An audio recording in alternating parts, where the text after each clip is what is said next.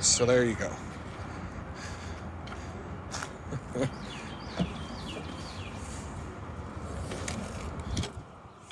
What's up, everybody? It is Tiny Housin, volume 30, and I got a lot of stuff to talk about. I already recorded it all. This is the first part of the video that you see, but it's usually the last part of the video that I shoot. And so you can see things are moving along. All this stuff here is all of my bicycle gear. I got 2 days of cycling ahead of me to go to the bakery, and all of that's going in the backpack. In fact, I'm ready to pack my backpack. That's my remote control right there, that MacBook. That's my television. I plug a power cord into that spot on the desk there, run that to that, use that Bluetooth speaker, and then I just, when it's time for me to just chillax for the night, I sit here and I watch some telly, and I just go from there. I got some work I'm trying to do. I talk about it later in the video. The clock change is messing with me hard, and I couldn't even figure out why, because I've been going this whole week and just feeling off. Everything just feels off and out of whack and out of sync and off kilter, and energy level is all screwed up. My sleep pattern's all screwed up, and I wasn't even really like putting it all together until I was watching somebody's YouTube video today while I was working on something, and he was talking about how sick he is of having to change the clocks every several months. And I'm like, oh yeah, duh. We just set the clocks all back for spring forward, whatever, back on Sunday. And here it's Thursday, and that's why I'm all screwed up. I've got at least 2 more weeks of adjustment to go through before I'm finally not all screwed up in the head from the clock change. So now I was kind of like beating myself up a little bit mentally, just like beating myself up because, but then I'm like, I looked at what time I was waking up last week. I had full energy. I got a lot of stuff done, and things were moving, etc. And then like all week long, I've been waking up like an hour later. I've been going to bed an hour later, and I'm like, I'm not tired. I'm not falling asleep. Instead of falling asleep at 11, now I'm falling asleep at 11 or 12, or maybe a little later. I'm getting up, and if I don't set the alarm, I'm waking up an hour later, and I'm getting everything is an hour late. Like I'm not getting to work for an hour late. And basically my body is going by the same circadian rhythm that I was going by last week, but we set the clocks ahead, and so it appears that I'm late for everything, and I'm sleeping in too long, and I'm not getting to bed early enough, and all these different things because my natural rhythm is stuck on last week, even though we changed the clocks. And so I'm like, and I even just did a video, what was it? I put it up yesterday, the day before. I don't know when this one's going out. So, but I was just talking about the perception of time. And I was talking about the perception of time when it relates to the length of time. Just time goes by when you're fast, when you're having fun and you enjoy something. Time goes by slow when you're in hell or misery. And you know, most of us can relate to that. You know, what was it? Kamala Harris, her most famous inspirational quote is, well, when we're talking about the passage of time, there's this thing called time, and it passes. And therefore, that is directly related to the passage of time. And so that's what we're talking about when we talk about the passage of time. I think that's what she said. It's basically the same thing as what she said, right? So I'm definitely having some issues with the passage of time this week. I just feel like, I already feel like I'm not able to do what I got to do as fast as I need to do it. But I've been feeling out of sync all week long. And I'm like, I wasn't even thinking about it the last 3 days. Tuesday, Wednesday, Thursday, I definitely felt it on Monday, and I knew exactly what it was because when I rode my bicycle to work, it was dark the whole way in. The sunrise had kept getting earlier and earlier, and it finally got to the point where when I'm riding my bike to work, it was pretty much light. When I left the house, I didn't have to use lights anymore. I might just put a red blinky light on the back of the bike, just one light, just to have something there for visibility's sake. But I wasn't using any other lights. All of a sudden, Monday, I had to have all my lights installed again because it was dark. Wasn't even twilight yet when I leave for work. And it's going to be like that tomorrow. It's going to be like that Saturday. The only bonus is tomorrow and Saturday it's supposed to be 65 degrees when I leave the house. Maybe a little rain, maybe not. Saying like 47% chance, so it's like 50-50 whether it will rain or not. But it's going to be 65 degrees. I don't have to wear long sleeves. I don't have to dress warm. I can wear summer clothes. It's supposed to be 80. It's supposed to be, it might close in on 90 degrees in the next couple of days. And also, I spend a lot of time in this video talking about how so many people think they're experts when it comes to the heat and my ability to tolerate the heat. It was almost 90 degrees today. This air conditioner did just fine. It's cold in here right now. I've had to adjust the temperature up because the air conditioner does a fine job keeping this place cool, even when it's 90 degrees outside. It's not 90 degrees in July, but we'll talk. You'll hear me talk about that for a while today. So strap in, get your popcorn, get your soda, do what you got to do, because it's going to be a long one, baby. What's going on? It's your boy Adam. It's Tiny Housin. It's volume 30. I'm on the third day of my 3-day work from home bid, and it's going well. I've got things done, but I didn't get the things done I wanted to get done, but I've still got today. And I don't know. We'll see how it goes. I'm going to dress. There's just, like, how do I put it? The weather's getting warmer, which is great. I love it. And we've still got some chilly mornings, but tomorrow and Saturday, I believe I'm looking forward to a mid-60s bike ride in the morning, which means t-shirt and shorts, which is awesome. Possibility of rain, which whenever the temperature gets warm, it starts to rain. You know, I mean, there's cycles of it. But there's one thing that people do, especially here in Houston, which is cracking me up. One person after the next, after the next, after the next, after the next, after the next, after the next, thinks that they're the expert on how I'm going to handle the different changes in the weather. And, you know, I think I'm in a position to know how I'm going to react to something more than a stranger who doesn't know me. But they love to argue about this. And it's not just the comments and the videos, it's everywhere I go about anything to do with the weather. And I'm just like, okay, and I just roll my eyes because I know what I am going to feel like whenever the weather is this or that, because I've been around. Number one, okay, so we'll talk about the snow first, all right? I'm from Rottenchester, New York. There's a reason we call it Rottenchester, because the weather's terrible. It snows. Winter is like 9 months out of the year. Western New York, Buffalo.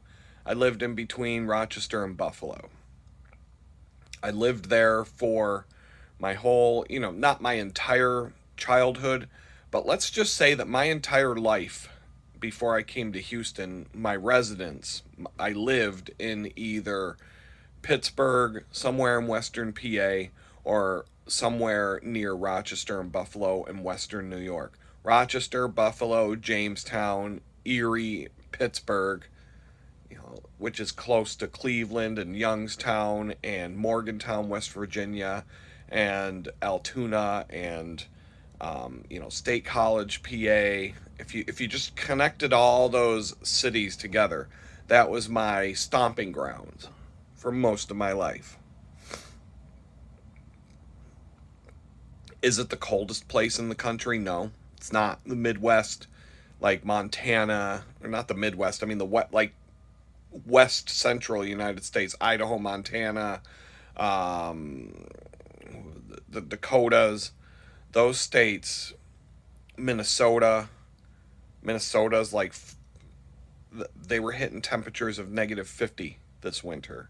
I think Jamestown got down to like -25 or something like that.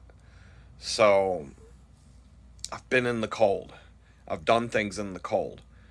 But one thing people don't realize about the Northeast United States up there, the summers are hot. See, the thing about that, you get all four seasons when you live in the Northeast part of this country. You get all four seasons, and they're very distinct from each other. That's one thing that when people move to that region of the country, they notice it right away. They're like, oh my God, you get all four seasons here. Because some places you go, it's just hot. Hot, hot, hot all year long. You might, like if you live in the desert, there's no four seasons in the desert. There's hot, and then there's cold, but it's the desert. It's like hot and sunny, cold and sunny. Mostly hot, sometimes cold. I've been in Las Vegas when it's 40 degrees outside, and I'm like, man, I didn't come out here for this. 35 degrees, 40 degrees in Las Vegas, but then the next day it's 92. I've been in the Grand Canyon when there's snow on the ground. Cold. Most people go to the Grand Canyon and talk about how hot it is. I went there, it was like 40 degrees, snow all over the ground, melting, but snow. Um, let's see. So in New York, in Pittsburgh, especially in Pittsburgh, West Virginia, um, summers are hot. They just don't last as long. Last year in Jamestown, New York, when I was homeless, in the month of July, which is summer for them, summer's basically 1 month, but it's 90, 95 degrees. It may have climbed up to close to 100, but it was hot. I was walking around in jeans and a t-shirt. Even on the 95-degree day, I was wearing jeans because I didn't feel like wearing shorts. Okay? So number one, when I got to Texas, I wear jeans. It'll be 95 degrees outside here in Houston, and I'm wearing jeans. But I do, I might come home and throw on some shorts. But if I'm out in like public and doing things out in the public and like going shopping or, stuff like that, I'll wear jeans. I'm not going to wear pants on a bicycle, but and I already know there's a big difference between wearing jeans and wearing shorts. When it's 95 degrees outside, you change into a pair of shorts, it's like a whole different world. Um, but sometimes I'll wear jeans. There was a day in Jamestown, I did a video on it. I was at the library and the library's air conditioner broke. It was the middle of July. I have a watch, or I was wearing a watch at the time, that had a thermometer on it. So I took the watch off and I set it on the desk so that it would be more accurate. And it's a very accurate thermometer when you're not wearing it on your wrist. When you're wearing it on your wrist, your body temperature interferes with it, so it doesn't give you as accurate of a reading. Take it off, set it down somewhere, let it sit for 20 minutes, and then get it, and you'll know down to the decimal point what the temperature is. It was over 93 degrees inside the library because the air conditioner broke. I really couldn't do anything that day. My hands were all slimy. It was hard to type on the keyboard. So I did what I had to do. Just the heat from the MacBook when it was that hot inside the library was just, my hands were too slimy. I couldn't type. I wasn't comfortable. I wasn't like dying, but it was like, I'm not going to sit and do computer work when it's 95 degrees in a room Like, that's nobody. If I was in an office and the office was 95 degrees, they would send us all home. In fact, that's happened before. That's happened in Pittsburgh. The temperature can get over 100 degrees in the middle of summer in Pittsburgh. I've been there. It's happened many times. So to say that, like, I don't know what heat feels like is not accurate. Let's see. As far as the heat goes, I've traveled all over the country. I've gone on 800-mile bicycle rides. An 800-mile bicycle ride in July is not going to be cool. It's going to be hot, very hot. I've done that before. Have you done that? Any of you gone on an 800-mile bike ride when it's 90 degrees outside? So to sit here and say, "Oh, Adam, you can't go outside when it's 90 degrees." I've gone on an 800-mile bicycle ride more than once, or I've gone on multi-hundred-mile bicycle rides more than once in the middle of July, August, when it's 100 degrees outside, 90 degrees outside. Washington, D.C. gets hot in the summer, just as hot as Florida gets. Speaking of Florida, I've gone to Florida many, many times. Twice in the year leading up to my arrest, 2 times. I went to Florida in the middle. I went in July, both years, 2 years in a row, down to Florida in the middle of July camping, and spent 10 days living out of a camper truck or a tent, depending on whether it was my Jeep or the truck. And I don't know, have you ever gone camping in Florida in the second week of July, third week of July, when it's 92 degrees at 11 o'clock at night with Florida humidity? And then when you wake up, there's a rain cloud inside your tent raining on you because of how humid it is. And when the sun comes up in the morning, as soon as it pops over the horizon, the tent heats up to the point where you're like, okay, time to get up. Let's get out of the tent. We're going to die. Have you ever sat by a campfire in Florida in like the second week of July when it's like 95 degrees, but you're like, I still want a campfire, even though it's going to make you even hotter than you already are? I've done that. Spent 10 days in the state of Florida camping in swamps, camping on the beach with my son. My son was falling apart. I had to do things to keep him alive, to keep him going. He wasn't ready for that level of heat, I'll tell you that. He had a good time on that trip, but when he came home, the first thing he told his mom was like, "Man, it was hot." On our way home from that one Florida trip where I took him for 10, 15 days, we stopped in North Carolina for a night, and it was hot, but it wasn't Florida hot. And we stayed there for one night, and it was just like set up a camp, sleep, get up in the morning, go. The next day we did the same thing in the mountains of West Virginia. I would say in the eastern part of West Virginia, near the Virginia border, near Hot Springs, Virginia, on the other side of the West Virginia border, up in the mountains there. We camped there for a night. Now, all summer long, it could be the middle of July, and it'll be 40 degrees up there in those mountains. It'll be cold. It's cold all the time up in those mountains. Even the mountains in western Pennsylvania, it could be. There was a time it was 85 degrees in Pittsburgh one day in the middle of July. We went to a wine festival up in the mountains, up at one of the ski resorts. When we got to the ski resort, it was 40 degrees. There was a line of people 10 blocks long waiting in line to go inside the ski lodge, the shops, to get sweaters because nobody brought a sweater. Nobody brought a jacket. We're like, it's 85 degrees. Why do we need that? We get there, 40 degrees. We had to wear sweaters.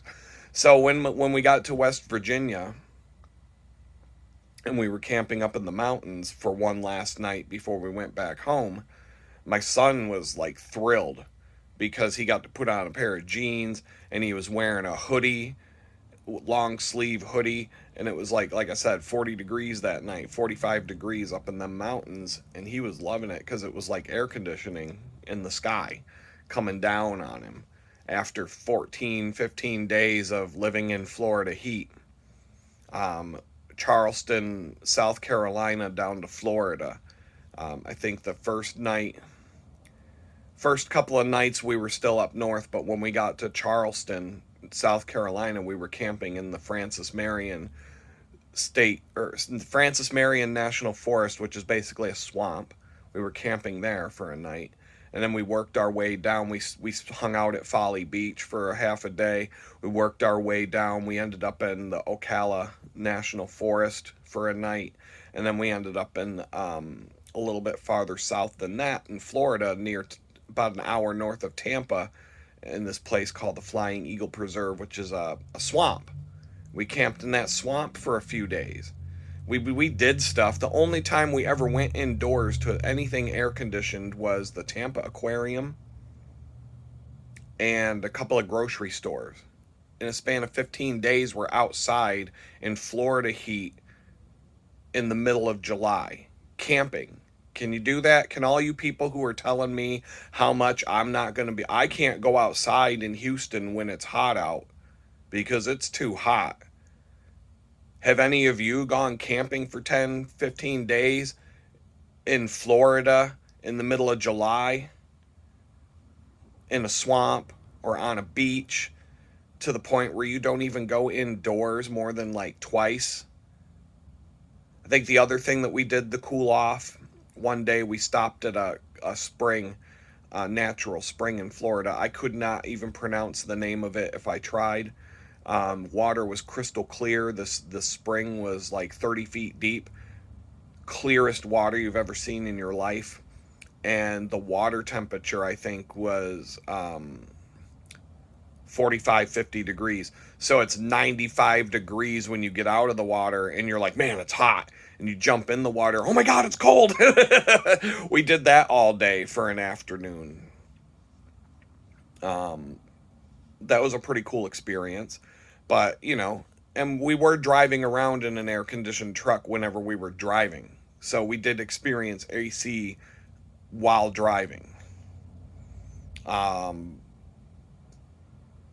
to act as if like I get sick and tired of people telling me how it's going to be. Oh, it's going to be. This is what it's going to be. You're not going to go out. You're not going to be able to go outside when it's hot. I think I'm the one who can make that decision, but whatever, just keep saying it. There was another situation where I went and got my hair cut one day here in Houston. And it was over the winter, and they were predicting snow for the weekend. And people down here were in a panic, like it was the zombie apocalypse, like the world was about to end. The grocery store shelves, typical shit. No toilet paper, no milk, no bread, right? Every grocery store is completely sold out. People are just like, oh my God, it's going to be we're going to be buried in snow. Oh my God, it's going to be so horrible. This woman cutting my hair was telling me, she's like, you're not going to be prepared for that. You're not going to be able to do what you're doing. Like, you've never been here when it snows before, have you? And I'm like, no, I've been in Western New York when it snows before. So, yeah, keep telling me how bad it's going to be. Keep telling me how bad it's going to be. Where I came from right now, it's negative 20 degrees. There's 6 feet of snow on the ground. And you've got to start your car and let it idle for half an hour before it's even warm enough to get in and drive. Plus, you got to scrape all the ice and snow that accumulated last night off of your car and shovel out your driveway before you want to go to work today. And they won't even close school for that. But yeah, keep telling me how bad winter is going to be in Houston. Keep telling me that. See if I listen to you. See if I think you're full of shit or not. But sure enough, she's like, oh, you don't understand. It gets so cold down here. And I'm like, negative 25 degrees cold? She's like, it's just different down here. You don't understand. It gets cold down here. I'm like, well, the coldest it's been this winter was 20 above zero. And it sucked. I'm not a fan of it. I don't like riding my bike right now when it's below 50. So 20 was kind of shitty. But at the end of the day, I'm like, she's cutting my hair and she's just arguing with me about how horrible it's going to be and how I just don't understand because I'm not from here. And I'm like, yeah, because I come from where they have actual winter. But keep arguing with me. Keep arguing with me that I don't know anything about the snow when I come from Western New York and I've been buried in snow half of my life. Like, keep telling me how bad the snow is going to be in Houston. And then when it actually did snow, everything's closed. They closed the bakery, the schools are closed, everybody's in a panic. Oh my God, oh my God. They got like 2 inches of snow. It's basically like decoration. So all the women could walk around and go, oh my God, look, it's so pretty. Look at the snow. It's so pretty. And then it melts. And that was it. It snowed one time. They say it hasn't snowed here for a few years. I believe it.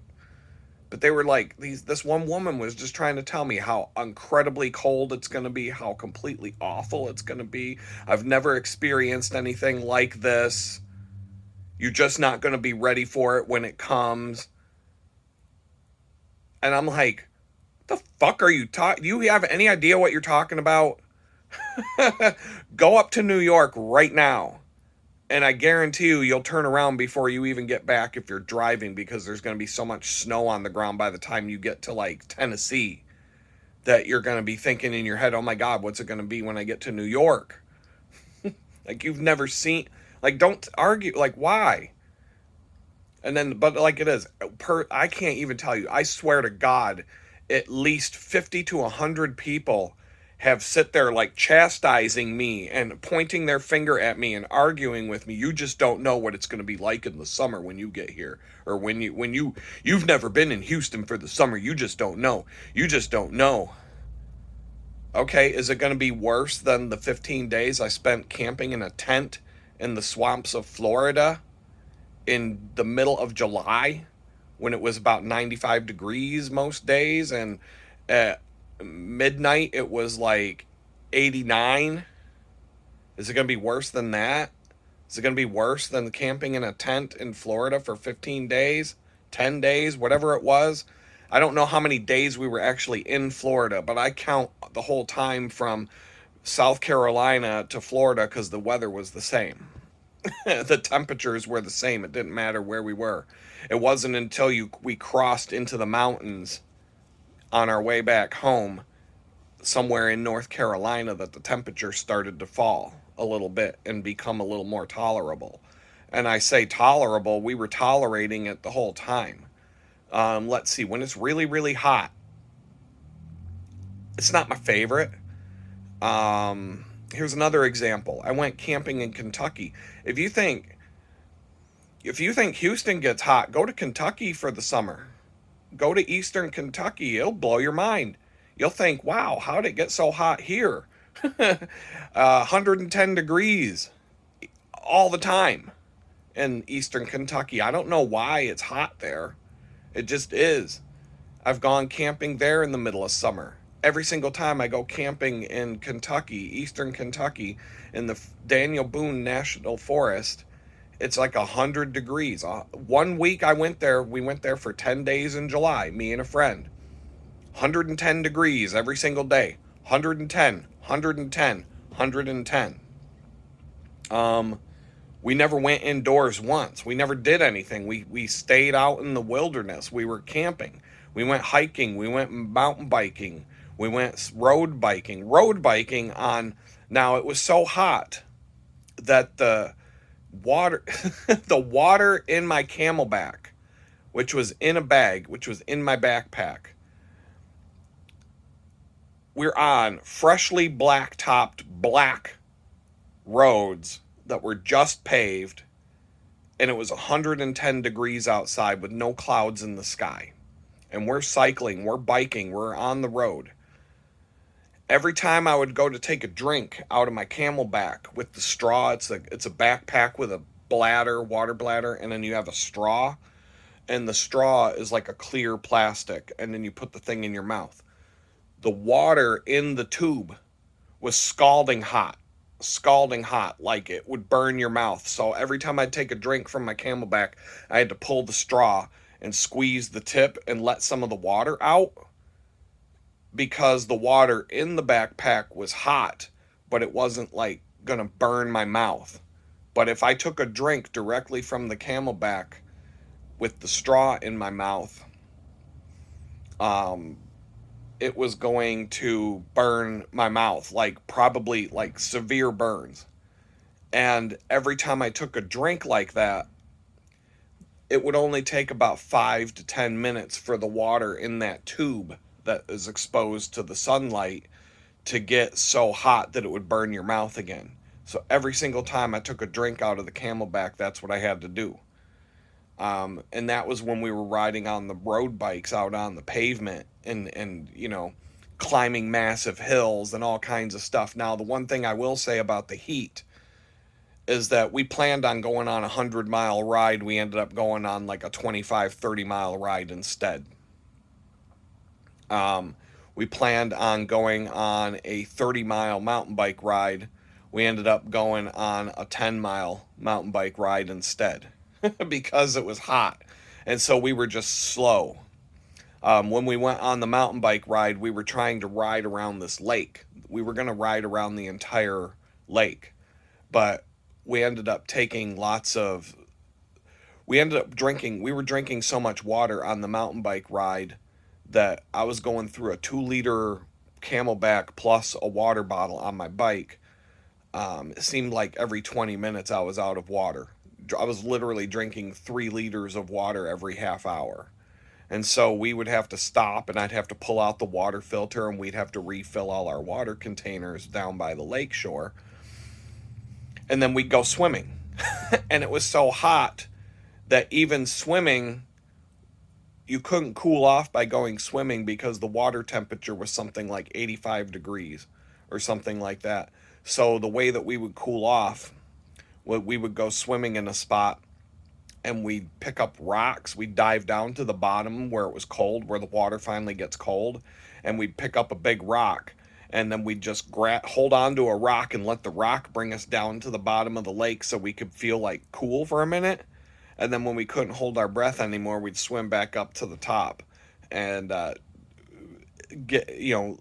hang around in the bath water, because it was like a bathtub. It was so hot. 110 degrees for 2 or 3 weeks straight in eastern Kentucky, and we were camping outside, never went inside. We went inside to get beer from a grocery store a couple times, from a convenience store that was down the road from where we were camping. 110 degrees. We spent 2 weeks camping there, hiking, biking, mountain biking, all that stuff. The only thing that the heat does in my world, like when it's that hot, is slows me down. Things take longer to do than they would if it was not so hot. When you're on a bicycle ride, though, you have airflow. You're riding. You're going 20 miles an hour. There's wind. There's air. The air is drying you off. When it's really humid out, it might not be drying you off because the air is just humid, and so sweat is just accumulating and rolling down your face. And then there's things you can do to keep it from getting in your eyes and stuff like that. But there is an airflow, and when that air is flowing over you, it does cool you off to an extent. And then when I'm cycling somewhere, I'm going to get to the destination, there's going to be air conditioning. And even if there's not, okay, fine. Keep yourself hydrated. Do what you have to do. The Tour de France is in the middle of July. The biggest bike race, the most grueling athletic event in the world. The Tour de France is in the middle of July. And it's southern France and Spain. Some of the days when they're out on their bikes, it's over 100 degrees.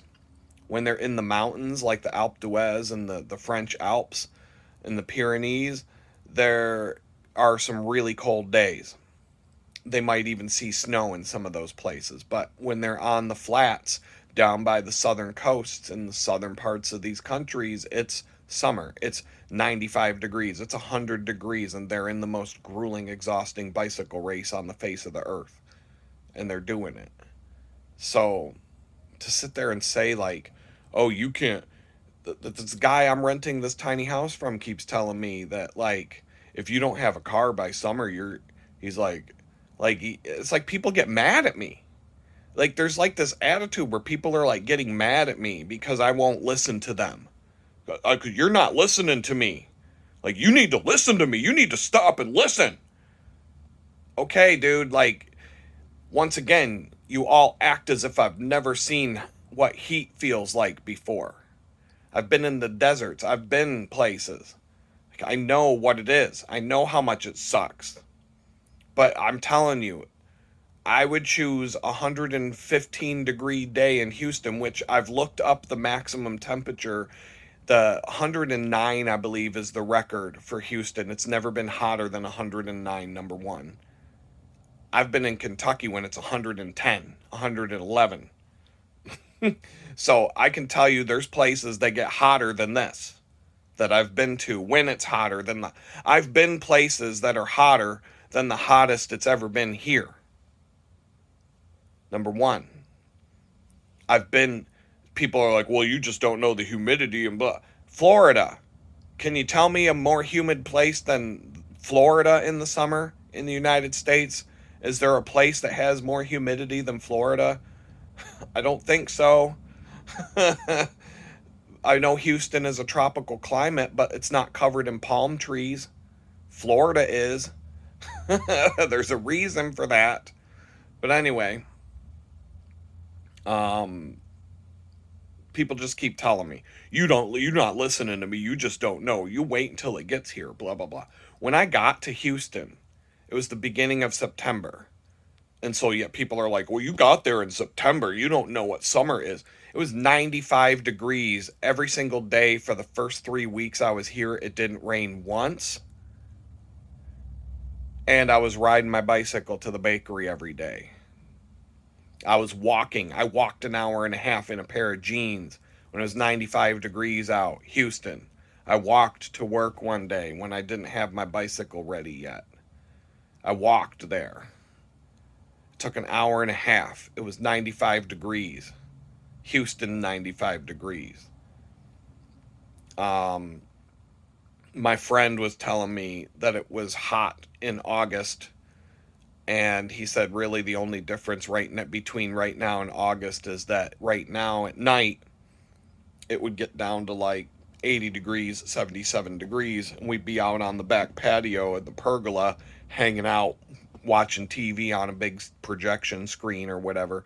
And we'd be hanging out outside. There'd be a nice breeze. And he was like, this is why. He's like, we don't really do this in the summer because even at like 11 o'clock at night, it's going to be 90 degrees. But right now it's 95 all day long, but at night it cools down. And I could feel it. And I'm like, well, I can deal with this. And even in New York, okay, yeah, New York, like I said, it was 90-something degrees every day in July, but at night it would drop down to like 50s, 45 sometimes. So that's one thing. It does get hot up north, but at night it cools off, depending on where you are. But even in Pittsburgh, there were many summers in Pittsburgh. Not everybody has air conditioning, especially when you're poor. When you're a poor, broke art student, I had to spend many summers in Pittsburgh without air conditioning when it's 97 degrees outside and at night it drops down to like 89 for a whole month, the whole month of August.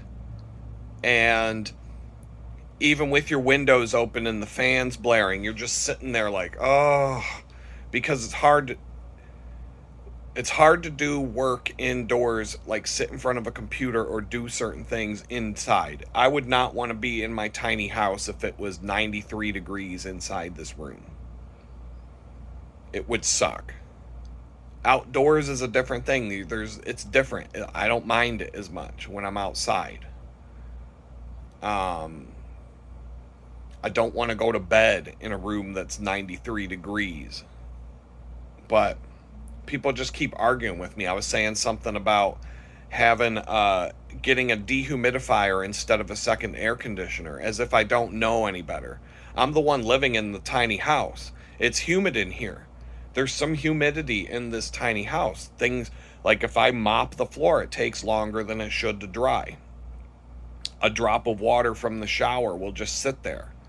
There's humidity in here. It's not like crazy levels of humidity like a basement would have if you live up north, but a dehumidifier would be a good addition to this place, and it would actually do more to keep the place comfortable than a second air conditioner would.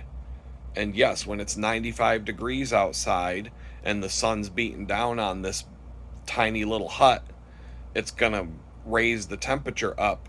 But this air conditioner that I have in the window is pretty powerful, and that's going to counteract it. It's going to run 24/7 once it gets that hot here, but it's going to keep the place cool. And if it doesn't, then I'll take steps to remedy that.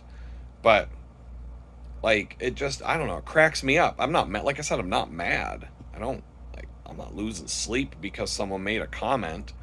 But I have to like talk about this because this is like people down here, I guess they wear it like a badge on their chest, like a badge of honor, about how hot it gets here, and that, oh, you're not from here, so you just don't know. I've been down south many times. I guarantee you I'm going to handle the heat better than any of you will. Guaranteed. Will I enjoy it when it's 95 degrees outside? If the air conditioner breaks, no, I'm not going to enjoy that. There's definitely limits to it. There's an effect. Like I said, me and my son, we were camping in Florida. It was like, I don't know, 97 degrees one day. We were packing down soon as the sun came up. We were trying to start packing before the sun came up, but, it didn't work out. We start packing the truck to come home, or to start working our way home. We're tearing down camp. It should have taken an hour. It took 3.5 hours. I let my son sit in the truck with the truck on idle and the air conditioning on blast because he was just like done with it. And I'm out there packing down the tent. I would pack down the tents, get them in the bags, and then I would go over. We were at a state park, so we had a water spigot at our campsite. We were right on the beach. We had like a fenced off campsite. It was a kind of a really cool. I wish I knew Fernandina Beach.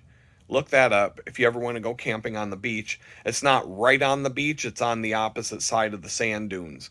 But you can walk across the little bridge and you're on the beach. And if you want to go swimming, you just got to walk a little bit south past a break wall so that you can swim without getting sucked out into the ocean. And it's cool. It's a cool place to go.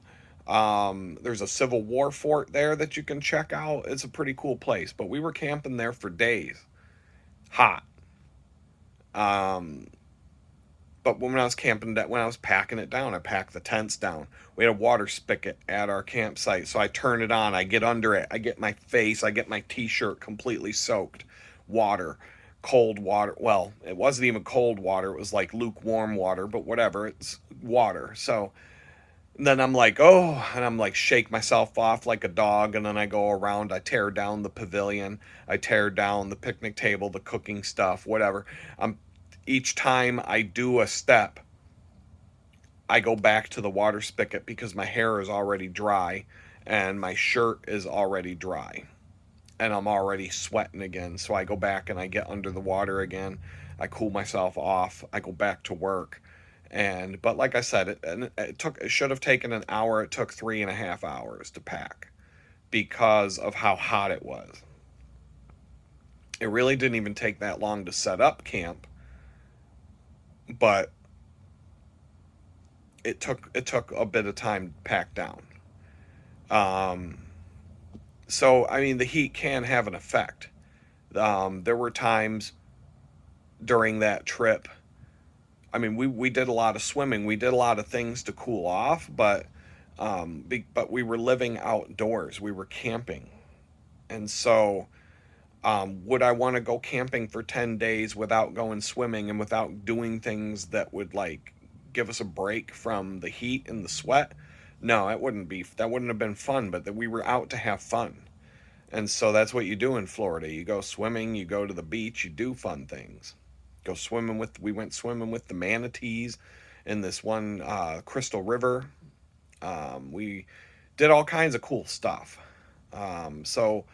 But we were living outdoors in the middle of July, and I didn't have a problem with it. It was not my favorite, but here's the thing. If you give me a choice right now, 20 degrees Jamestown, New York weather, or 110 in Houston, which according to the weather apps, it's never been hotter than 109. So 110 in Houston or 20 degrees in Jamestown. I will choose 110 in Houston every single time. Every single time without fail. It's not even a choice. It's an obvious choice.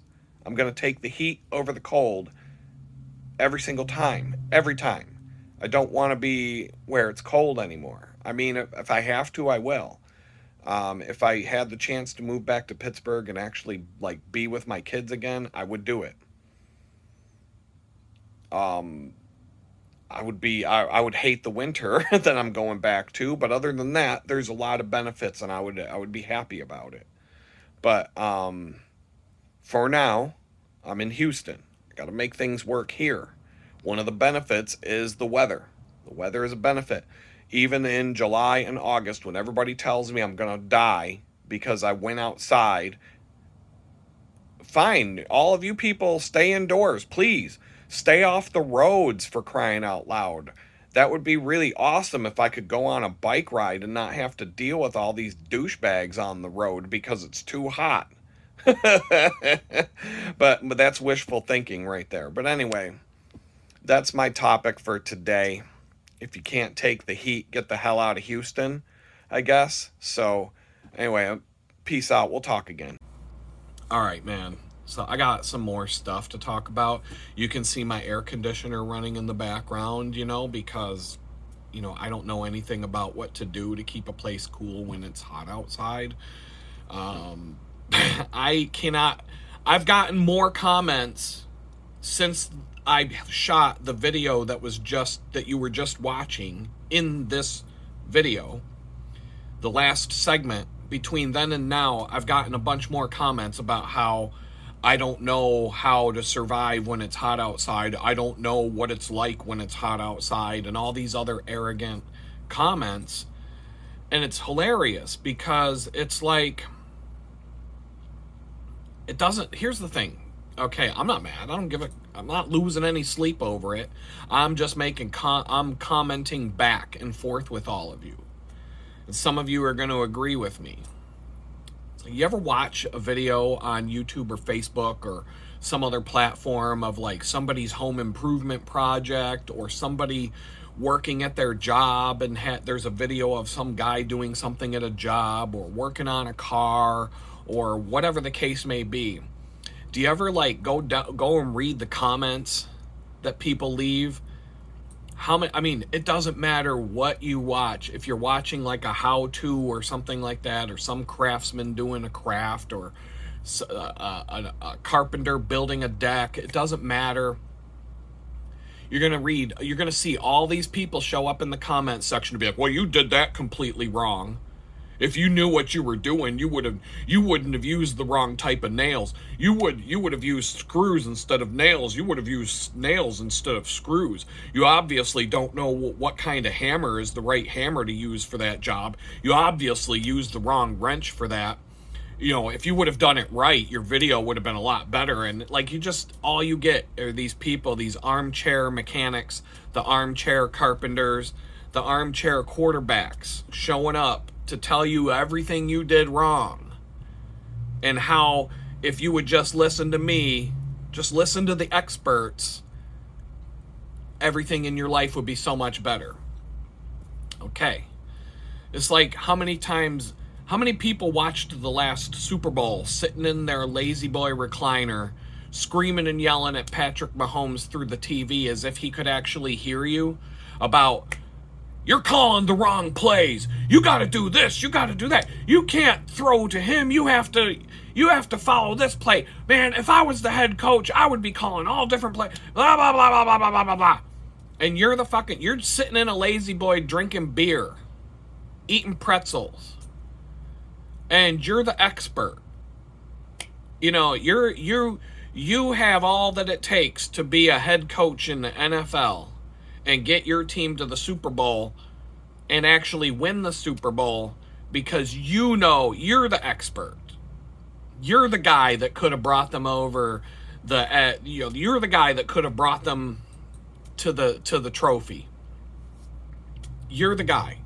You're the expert. You're the one. You're the one that had all the right information, and obviously they got their butts kicked in the Super Bowl. But how many people in Kansas City were sitting in their lazy boy recliners screaming and yelling at the TV about everything that Patrick Mahomes did wrong, that Kelsey did wrong, that all the wrong plays that the coach called, they should have done this, etc., etc. And like, look, I'm guilty of it too. That's what sports fans do, right? You're like, why'd you call that stupid play? You know, how many times have I watched a Steelers game and it's like 3rd and 1, and you're like, don't run, don't run, don't run. Hands the ball to the running back. The running back runs into a brick wall and gets and they lose. They have to punt. Right? How many times have you seen that go down? And you're just like, told ya. But you know, when I'm sitting in a room full of Steelers fans watching a game and they're all screaming and yelling, I might look over at someone and say, hey, why don't you get on the phone? Why don't you call the Rooneys? Tell them, you know, let's have a meeting. Go meet with the owners of the Steelers. Go meet with the Rooney family and say, look, you got to get rid of Mike Tomlin and hire me instead, because I've been watching your games from my lazy boy recliner for the last 10 years, and I can tell you everything that you're doing wrong, and I know what plays that you need to run if you want to make it to another Super Bowl. And this is what happens. This is what happens. The reason why I'm kind of like, if any of you ever want to put out a YouTube channel or a social media presence or whatever, just be prepared that somebody is going to hate what you're doing, and people are going to show up to tell you everything that you do is wrong and everything that it doesn't matter what you do. So if I post a video and 20 different people show up and say, you know, you got to do better editing. You have to get a better backdrop. Your backdrop is really ugly. You have to decorate your place better. You have to iron those crappy curtains. You have to do all of these things. You have to put music in. You have to do some animated logos. You have to make better thumbnail images for your videos. You have to do all these things, right? If I had 20 people barking at me that that's what I got to do, guess what? If I went and did all those 20 things, the next day, after I put out that new video format, there's going to be 20 people in the comments going, why did you change your video format? I liked it better when you were just a regular dude just talking to us and had the crappy backdrop so we could see what it was really like for you. And, you know, you weren't trying to like do all these fancy edits and cut and cut and cut and cut and putting all the music and spending all that time. You were just a regular dude talking to us. And now you're just trying to be some fancy video producer. Like you're an MTV, you know, like you're a TV show now. The reason why I watch YouTube is because it's real people, but now you're just trying to act like you're some television producer and everything's all fancy now. And all I'm telling you is that no matter what you do, people are going to hate it. Some people are going to like it, some people are going to hate it. And if you change your mind and do something different because someone left a comment that you're like, oh, I guess I got to listen to the experts, then you're going to do that thing, and then a bunch of people are going to put you on blast for doing that. So it don't matter what you do. It's kind of like dating a woman. If, you know, if you get like a honey to-do list and it's 20 things, and whatever reason, you know, you can't get it all done, And, you know, you're not going to get a thank you for the 19 things you did. You're just going to get put on blast for the one thing you didn't do. And so if you're in that kind of a situation, it's like, well, do what you want. If you're damned if you do and you're damned if you don't, just do what you want. Do what you want. At the end of the day, you're going to get bitched out. So who cares? Do what you want. I talked about, I mean, this is kind of off the wall, but it ties into what I'm talking about. I've talked about this with some people in the last couple of weeks, like in my personal life, not with a video camera turned on, but there's a book called The Face Maker, and it's about this plastic surgeon from World War I. It was the guy who basically invented plastic surgery. And so when he created plastic surgery, it was because World War I was the first war where people could go to war and get completely mangled and have half of their face ripped off by a bomb or a big fat bullet or who knows what. They could lose half of their face and still survive and live through the experience. And so this guy was like trying to help these people have some sort of normalcy in their life after they went through that kind of trauma. And he was inventing ways to try and repair people's faces and people's bodies that were completely mangled. And now that's turned into, you know, what we have now. We have the Kardashians, and we have like 75-year-old Madonna running around with these big weird looking lips and her face all stretched out like this, and like just a completely plastic robot with organs inside of her. But like just these weird looking Hollywood people that are just nothing but plastic and stretching, but all that stuff came from this guy who was actually trying to do good for society. But the biggest thing that ever stood out to me in this book was how women treat men. And it goes, you know, women have been treating men shitty since the beginning of time. And so the biggest standout that I took away from reading this book was that when these men would go fight in this war and they would come back from the war, they would have their face all mangled. And this guy, tools were limited back then. I mean, he could only do so much. These guys would come back from the war and their wives would be like, I don't want to date this ugly asshole anymore. I'm out. And their women would leave. The women would leave and go find another guy because my husband's too ugly right now. My fiance's too ugly. He got half his face blown off in the war. I can't love him anymore because he's an ugly monster now. And so you're going to lose the girl. You come back with half your face blown off, you may as well have just been killed because you're going to lose the girl. No other girl's going to want to have anything to do with you ever again. You're fucked. But on the flip side of that, the men that decided to stay home, the men that dodged the draft if there was a draft, the men that said, no, I'm not going to go fight in this bullshit war. Well, the women would leave the men because now you're a pussy. You're a coward. I don't want to be with that guy. He's a coward. He's a pussy. I don't want anything to do with this guy. I'm going to go find me someone else, a rich guy, whatever. A rich coward who didn't have to go to war because he's rich. At least he can buy me things and take care of me, whatever. The woman's going to leave you if you decide not to go to the war. So your only real chance of ever having a woman in your life back then was to go to the war and somehow come back alive with your face and your body intact, which was, the likelihood of that was pretty low. And so you're basically fucked. You're damned if you do and you're damned if you don't, right? You go to war, you lose half of your face, you somehow live to come home, you come home, your wife's out fucking another guy, and she dumps you because you're ugly. Or you stay home, and now your wife's out fucking another guy, and she leaves you because she can't be with a pussy who doesn't want to go fight in a war.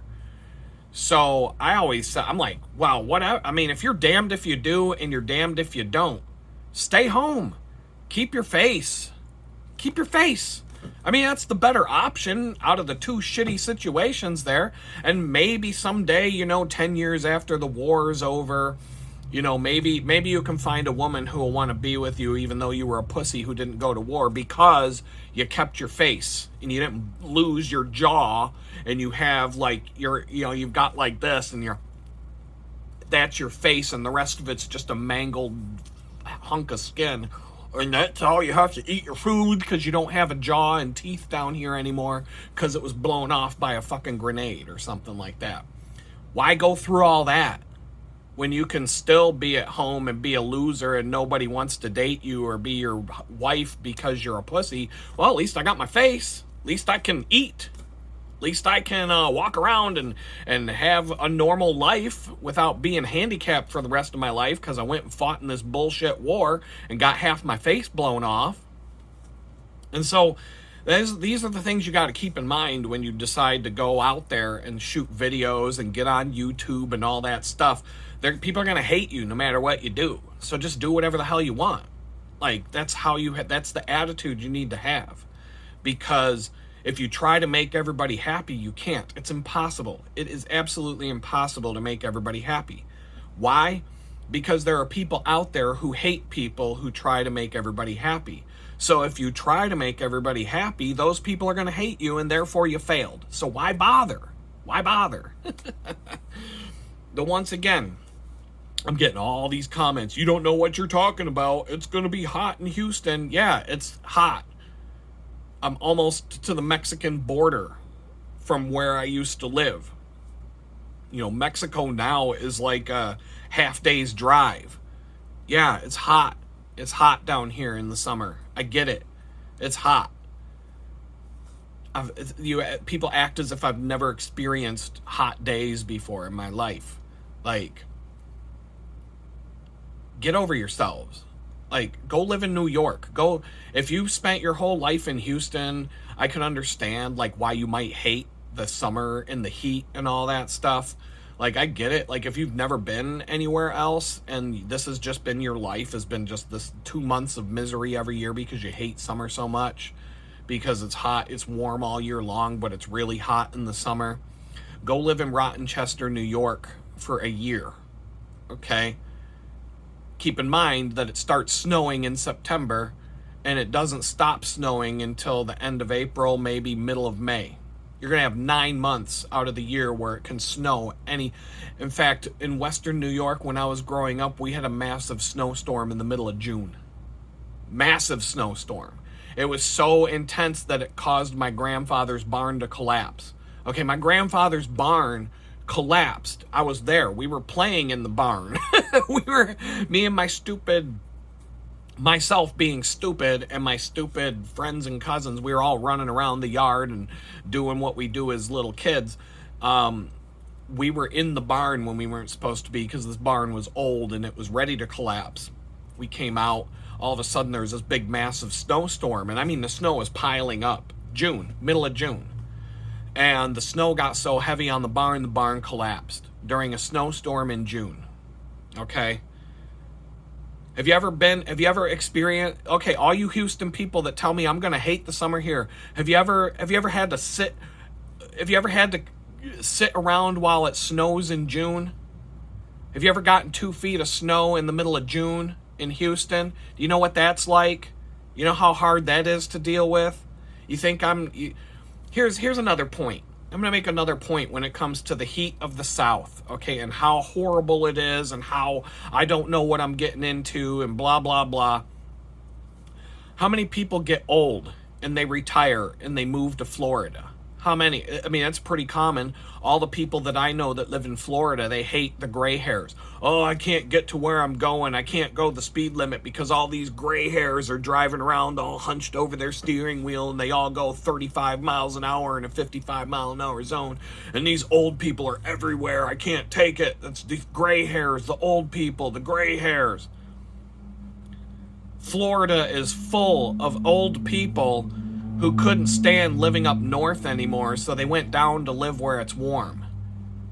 Do you ever hear about people saying, you know what, I'm old, I want to get out of Florida, I want to go up to New York. Let's move to New York. Let's go to Montana where it's ice cold. Let's go to Alaska. You Do you ever see the influx of people getting old and they say, you know what, I can't just take the heat anymore. I'm going to go up to where it snows 9 months a year. Is that, you ever heard about that? You ever hear about that? You ever see that happen? No, because it doesn't happen. People get old, they're like, I can't take this shit anymore. I'm moving to Florida. Do they sit around and complain all summer about how hot it is? Maybe a few of them do.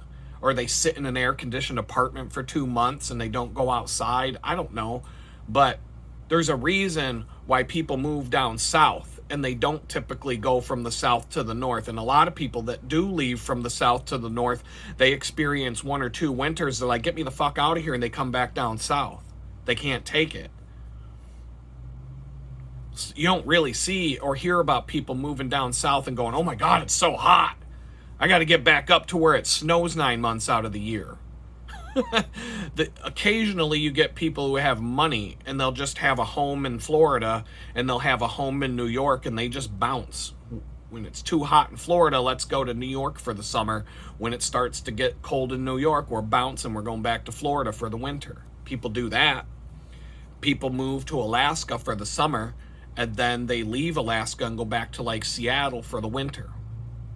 And then they go back and forth and back and forth. But, you know, when you don't got money, when you can only choose one place to live, more people are choosing to live where it's warm than choosing to live where it's cold. If you're stuck where it's cold, that's what you are. You're stuck.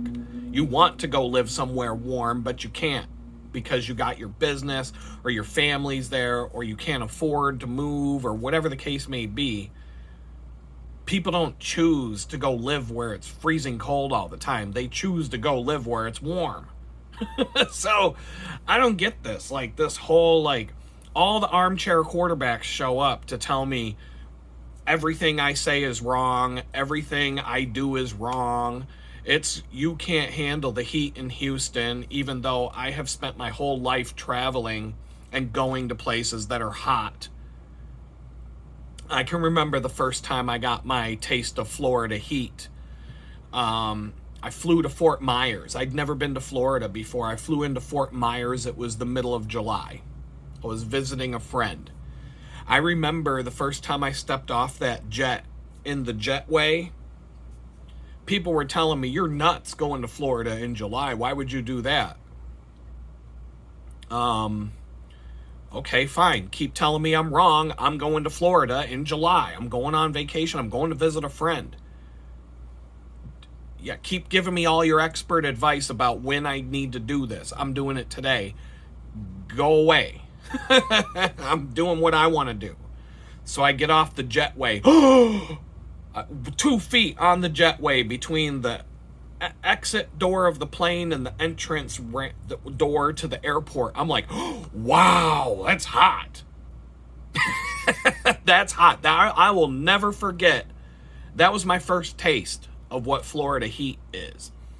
The first time I stepped off that plane and into the jetway between the plane and the airport, I was like, wow, that's hot. Like, it was a shock to my system. I'm not going to lie. We go to the airport, I get picked up, we walk outside, we're on our way to the car. First thing out of my mouth was like, wow, it's hot. It's hot. Wow, it's hot here. And so, yeah, it's hot. It's Florida. It's the middle of July. What did you think it was going to be? So I wasn't like, this wasn't, but the level, the depth, the humidity, the sun being almost vertical, because we're in Fort Myers, we're in the southern part of Florida. It's hot. And what did we do? We spent like a week doing things outside because we didn't care. We were both from, my friend was from Cleveland, I was from Pittsburgh and Rochester, New York. We grew up there. Now we're down in where it's hot and we're hanging out. We're having a good time. We're doing things. We went to the beach. I got the worst sunburn of my entire life. I learned a lot about how the sun, what things that the sun can do to you that won't happen to you up in New York, but will happen to you if you're not careful down in Florida. I learned that lesson the first time I went to the beach without a shirt on and didn't think I needed sunscreen. Oh, you won't do that again, will you? No, you won't do that again after you've done that once. Anything when it comes to preparedness, any first time being exposed to something you're not used to, whatever, you're going to have a whoa moment where you make a mistake or you screw up or whatever. What else did we do? We went to a nightclub. There was like this nightclub had like a 20th anniversary thing that we just happened to walk in on. We were out walking around. We spent like 3 days walking around Disney World because I had one of my best friends worked for Disney World and he could get us in for free to all the parks. So we made a road trip to go up to Orlando, hang out with my friend for a few days. We basically spent 3 days outside. And the nice thing about it was Disney World, there was nobody there because it's the middle of July and you're not supposed to be outside in the middle of July because it's too hot. And so we just spent the time outside having a good time. No crowds. We got to go. There was no line to get on any rides. You could just, whatever ride you want to go on, get on. Like, we enjoyed it. There was no, like, every now and then it was like, boo, it's hot today, isn't it? Okay. And then you move on with your life. It's hot. You can't go to Florida in the middle of July and expect it to be anything but hot. But did it stop us from going out and having fun and doing things outside? And we went to Bahama Breeze one night to eat, and we ate outside on the deck instead of in the air-conditioned restaurant. Like, we didn't care. Like, there's this whole, like, I don't know, man. People just, I don't know, maybe some of you don't go outside anymore and you just live your whole life indoors watching TV all day. And the only time you ever go outside is to walk from your living room to your car, from your car to your office or your job, back to your car and back to your house or whatever. There are people like that who live their lives like that. The only exposure to the outdoors is literally going from one air-conditioned thing to another, and then that air-conditioned thing to another, and walking across a parking lot to get to and from, and that's the only time they're ever outside. And then in the winter, same thing.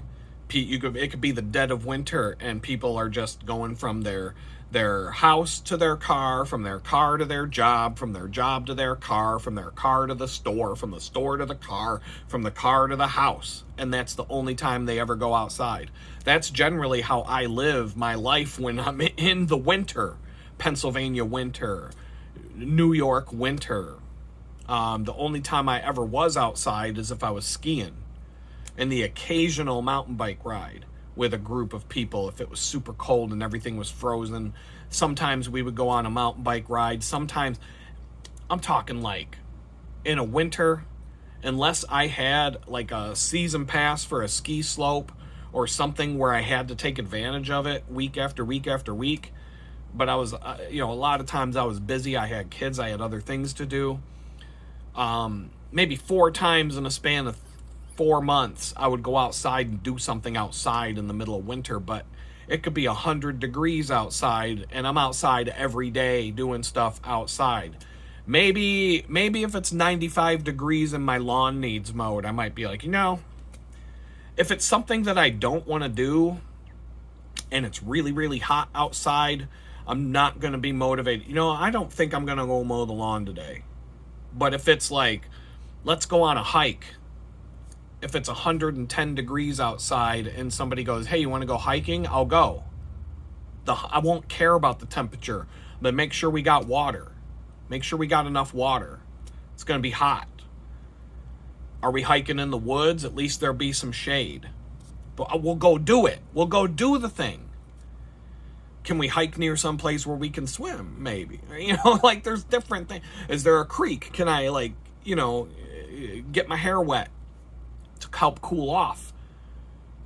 Can I get a towel and dip it in the water and, wrap it around my head like I'm in the desert or whatever. But there's things that you can do, but the heat has never stopped me from going out and do stuff. The cold will stop me dead in my tracks. The cold will make me stay inside.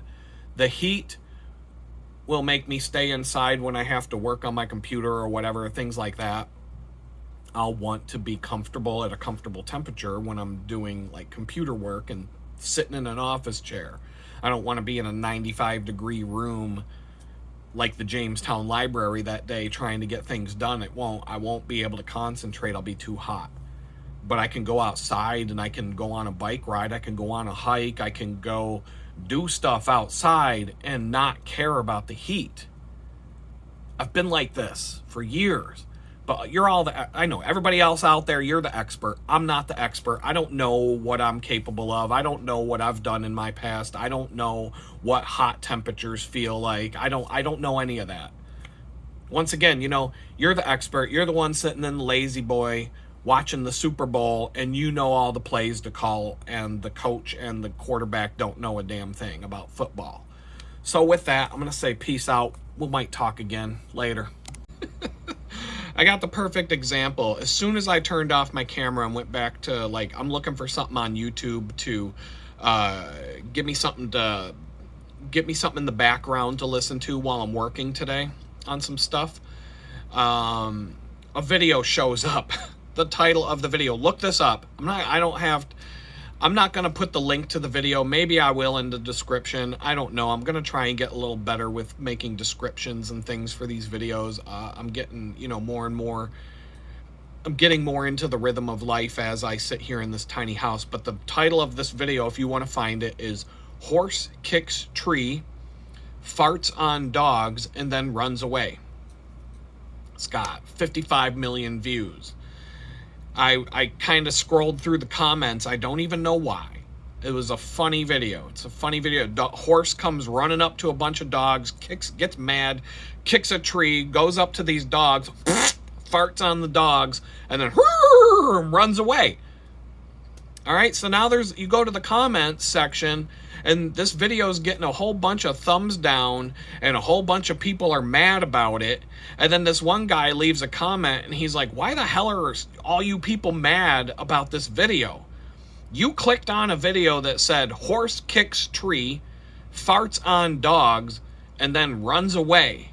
And you clicked on it, and you saw a horse come up, get mad, kicked a tree, farted on a bunch of dogs, and then ran away. You got exactly what you clicked on. And now you're mad about it. You got some negative comment to make about whatever. I'm not even going to sit here and read them, but once again, no matter what you do, no matter what you post, no matter what you say, someone's going to have something negative to say about it. Someone's going to be a troll. Someone's going to come in and take a dump all over the punch bowl. They just, you're at a party, someone's going to show up and take a dump in the punch bowl. And it doesn't matter. It doesn't matter what you do or what you say. That's the point I'm making. I'm not mad. I'm just making a point. For any of you out there who want to do something in your life, but you're afraid of what other people are going to think, other people are going to think you're an idiot. Other people are going to think you're stupid. Not everybody out there is going to believe that you're an idiot or stupid. Most of the most successful entrepreneurs that you will ever see in business had a whole bunch of people telling them they're an idiot, that they're stupid, that they're never going to get anywhere. I guarantee you, Jeff Bezos, when he was running Amazon out of his garage, selling books on the internet, people were like, that's a stupid idea. Nobody's going to buy anything off the internet. I guarantee you, hundreds and hundreds of people told him he was an idiot for doing that. I get people in his family, friends, strangers. When people asked, so what do you do? Oh, I sell books on the internet. What a stupid idea that is. I guess you'll be homeless pretty soon. And now look at it. Now nobody goes to the store anymore because they buy everything on Amazon, right? So just don't listen to them. Don't listen to them. I'm bringing up this stuff and talking about it. It's more like a lesson for all of you. If you got something in your life, you got hopes and dreams or some idea that you think you can pull off, but all these haters are out there telling you, no, you can't do that. No, you don't know what you're doing. You don't know what you're talking about. You don't know how to do it. I was talking about watching the guy, Prepper Nurse 1. I was watching his live stream this week. I've seen a few of his videos lately. They pop up, and I'm like, oh, I like this guy. I'm going to watch him. He was just talking about, either in a live stream or another video I clicked on earlier in the week, about how when he started prepping, when he started building an off-grid homestead, he was talking about how hard it is. And he was talking about how people were hating on him for it. Like, oh, you're not going to be able to, oh, that's a dumb idea. Oh, you'll be buying a house with electricity, and you'll be done with that after, and he was even talking about how people go out and do it, or they try it. He said one guy he was helping out decided he was going to do the off-grid homestead thing or whatever, and after 1 week, the guy quit. He realized, oh my God, I can't do this. He only gave it 1 week and quit. But he was saying that when he started his off-grid homestead, which he built in, somewhere in New York, in the Finger Lakes region, I believe, somewhere in that area of New York. I'm going to say near Dansville is from what I understand. He's got the Western New York accent thick. Like, I knew as soon as I heard this guy talk in a video for the first time, I'm like, he's from where I'm from, because I could recognize that accent anywhere. But it's thick. I mean, he talks like everybody in my family talks. Same exact accent. I mean, it sounds like one of my uncles talking when he talks. It's almost the same exact voice. But he said when he started his homestead up there in New York, all these people were like looking at him and saying, yeah, he's going to give up after a month. Oh, he's going to fail. He's not going to be able to pull it off, blah, blah, blah. And then like 5 years later, you're like, huh, look at that. He makes his own electricity. He's got chickens. He has his own food. He has heat in the winter. He's got, this guy is prepping like a motherfucker, and he's living his best life.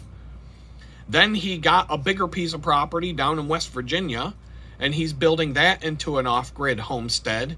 And he's got all these people living on the property with him, and he's building a whole community of homesteaders that are friends, family, whatever the case may be. He's got a group of people down there, and they're all building like a homestead community.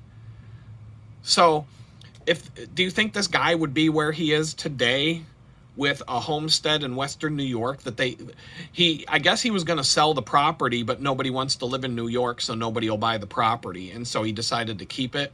And I guess one of his kids or some people live up there on that property, and he's got his new property down in West Virginia, in more of a freedom state. And but anyway, he's got 2 off-grid properties that are, when things go down in this country, they're going to be fine.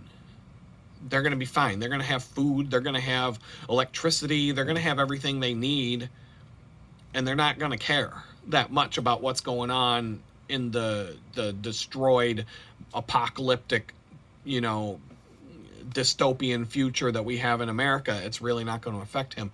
Do you think that guy would be where he is today if he listened to all the people that said, you're doing everything wrong? You're not going to do this. You're not going to be able to do that. You're stupid. You don't know what you're doing. Oh, you're going to quit after a week. You're going to quit after a month. Oh, you might be able to do it for 2 years. Then you're just going to give up and quit because nobody can do that. Oh, you don't know what you're doing. You've never been a prepper before. You don't even know what you're getting into. And I guarantee you this guy, to this day, this guy has haters on his channel. He's got 650,000 subscribers on YouTube right now. And there's people showing up for every video telling him he's an idiot and he's doing everything wrong. He's an idiot and he's doing everything wrong. He's got 2 off-grid homesteads in 2 different states.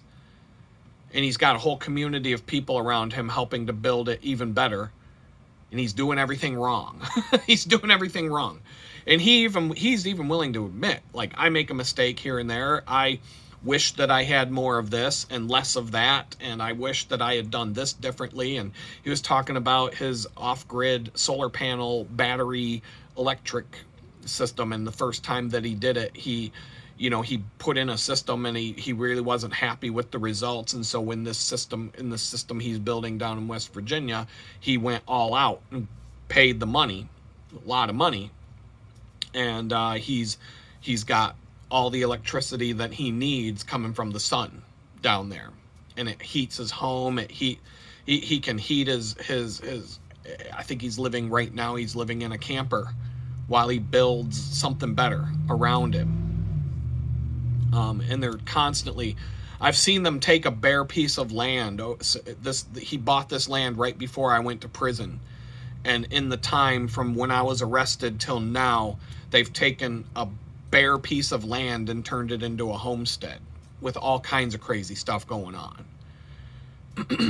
And they're going to be fine. And but I can tell you for a fact that if this guy had listened to everybody who told him he was an idiot and that he wasn't going to get anywhere and he was making a big mistake, etc., this dude wouldn't be anywhere right now. He wouldn't be doing any of that right now. He'd probably be miserable living in Rottenchester, New York, going to some crappy job and, you know, paying a ridiculous amount of money for heat and electricity every winter, like everybody else up there is doing right now.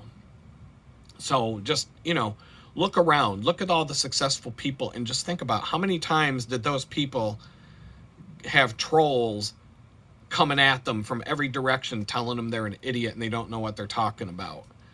And look at where they are now. And so it's always the armchair quarterback.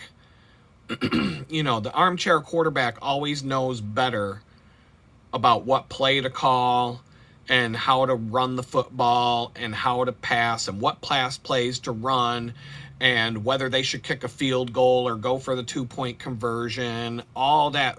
The guy in the lazy boy drinking the beer always knows what's best. And I'm just going to say peace out for now. What's going on? This is another segment of the Tiny Housin, volume 30. It's 30, yeah. We were talking about the armchair quarterbacks and the, you know, Adam, you're not ready for the heat in Houston conversation, you know, all that stuff. It might seem, like I said, it might seem like I'm angry and bitter about. I'm just making a commentary about, and you know, everybody knows I have a bad attitude, and you know, maybe that's why some of you like watching it, because there's this guy who doesn't care. And he just says it like it is. He says whatever he wants. And as long as he's not threatening anybody or breaking the law, he's not going to go back to prison for that. And yeah, I've gotten more comfortable sitting in front of the camera talking to everybody on YouTube, because when you do it every day, since, not every single day, but when you've been doing it since May 17th, so it was May 18th, the day after I became homeless, I did it every day for 114 days and then, you know, backed off a little bit doing it. I took a month off sometime around November. Other than that, I've been doing it pretty regularly, so I'm used to it. Like, it doesn't, I don't have the same feeling I had on day one when I was sitting in front of the camera and I had no idea what to talk about or say, and I was all self-conscious and all that stuff. Look at me. I don't even care what I look like. I got this alfalfa thing sticking up on my head. I don't care. I haven't even taken a shower yet today because, you know, the shower's not, when that shower gets fixed, I'll be taking showers a lot. But there's something else. I just got off a Zoom meeting with a good friend of mine who I'm doing some work for. I love talking to this guy, and he said he watched one of my videos and he's like, you seem a little bit angry lately. And it wasn't today that he said that to me, but it was like a couple of weeks ago he said that. And he's like kind of a philosopher type, and he talks a lot about how, you know, fear and love and all that kind of, all these emotions and that kind of stuff. And he talks about, his whole philosophy is that, you know, all the things that you get out of your life are basically a result of your food that you eat, the thoughts that you have, and the environment that you are in. You know, food, thought, and environment. That's his, you know, those three things have to be in sync or you're not going to be in sync. And we talk about things a lot. And so, you know, we were talking about that. And we were talking about specifically the masks. People wearing masks. I'm like, it's 20... And he agrees with me in terms of the sentiment. Like, it's 20... People were throwing these masks on and doing all the things that they do and lining up for Dr. Fauci's shots and all of that out of fear. Fear. People are afraid. The government told them, you have to be afraid of this, that, and the other thing. You have to be afraid. And there are people who are very easy to scare. You know, if the people that they put their trust in, the people that they put their faith in the government, tell them to be afraid of something, they just automatically obey and be afraid. And so you've got all these people, like, it's kind of like, I get all worked up, and I see somebody walking down the street with a mask on their face, and it's 2025, and they're outside, walking down the street, walking down a sidewalk. They're out in public wearing these stupid masks, and I see them every time I leave this house, every time I leave the tiny house. Every single time, I'm going to see at least 5 people wearing a dumbass COVID mask. I'm going to see someone drive by, alone in their car with the mask on their face. I go over to Target. There's 20 people right now walking around Target with a mask on their face. Employees, customers, you name it. You might be hearing Weed Whacker. Are they here? Is that here or is that? What's going on? Okay, someone's here. You can never tell if it's the neighbor's house or if it's this house. It's this, somebody's here doing the yard work, so you might hear it. They're literally right on the opposite side of the wall behind the camera. A little bit of a distraction, but no big deal. Dude's probably wearing a mask on his face, a COVID mask. I'm gonna check when I hear him to where I can look out the window and see. But anyway, I see it all the time. And yeah, I'm like, man, these stupid idiots, blah, blah, blah.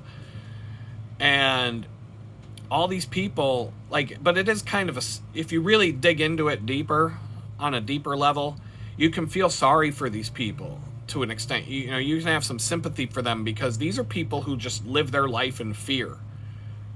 If you're walking around in 2025, if you're driving in your car all by yourself and you got this stupid ass mask on your face, how much of your life is spent in fear, like just cowering in fear, afraid of the boogeyman under the bed, afraid of the monster in the closet. Like, you are living your life completely in fear, and you probably have absolutely no enjoyment left in your life at all. If you're one of those people, you're one of these people that go grocery shopping with a mask on your face. You're one of these people that go to work. Like, there were people when I was in Pennsylvania before I was arrested, there were people who I knew for over a year whose face I never saw. People I would see on a regular basis, I knew them for a year. Never saw their face. Never knew what their face looked like. First time the person took off the mask, I was like shocked because I'm realizing, I've known you for a year. I've been seeing you come in here for a year. I'm specifically talking about somebody who came to my archery class with me and my son. I've been seeing this woman for a whole year. She came in one day without a mask on. I didn't even recognize her. I didn't know who she was because I never saw the woman's face before.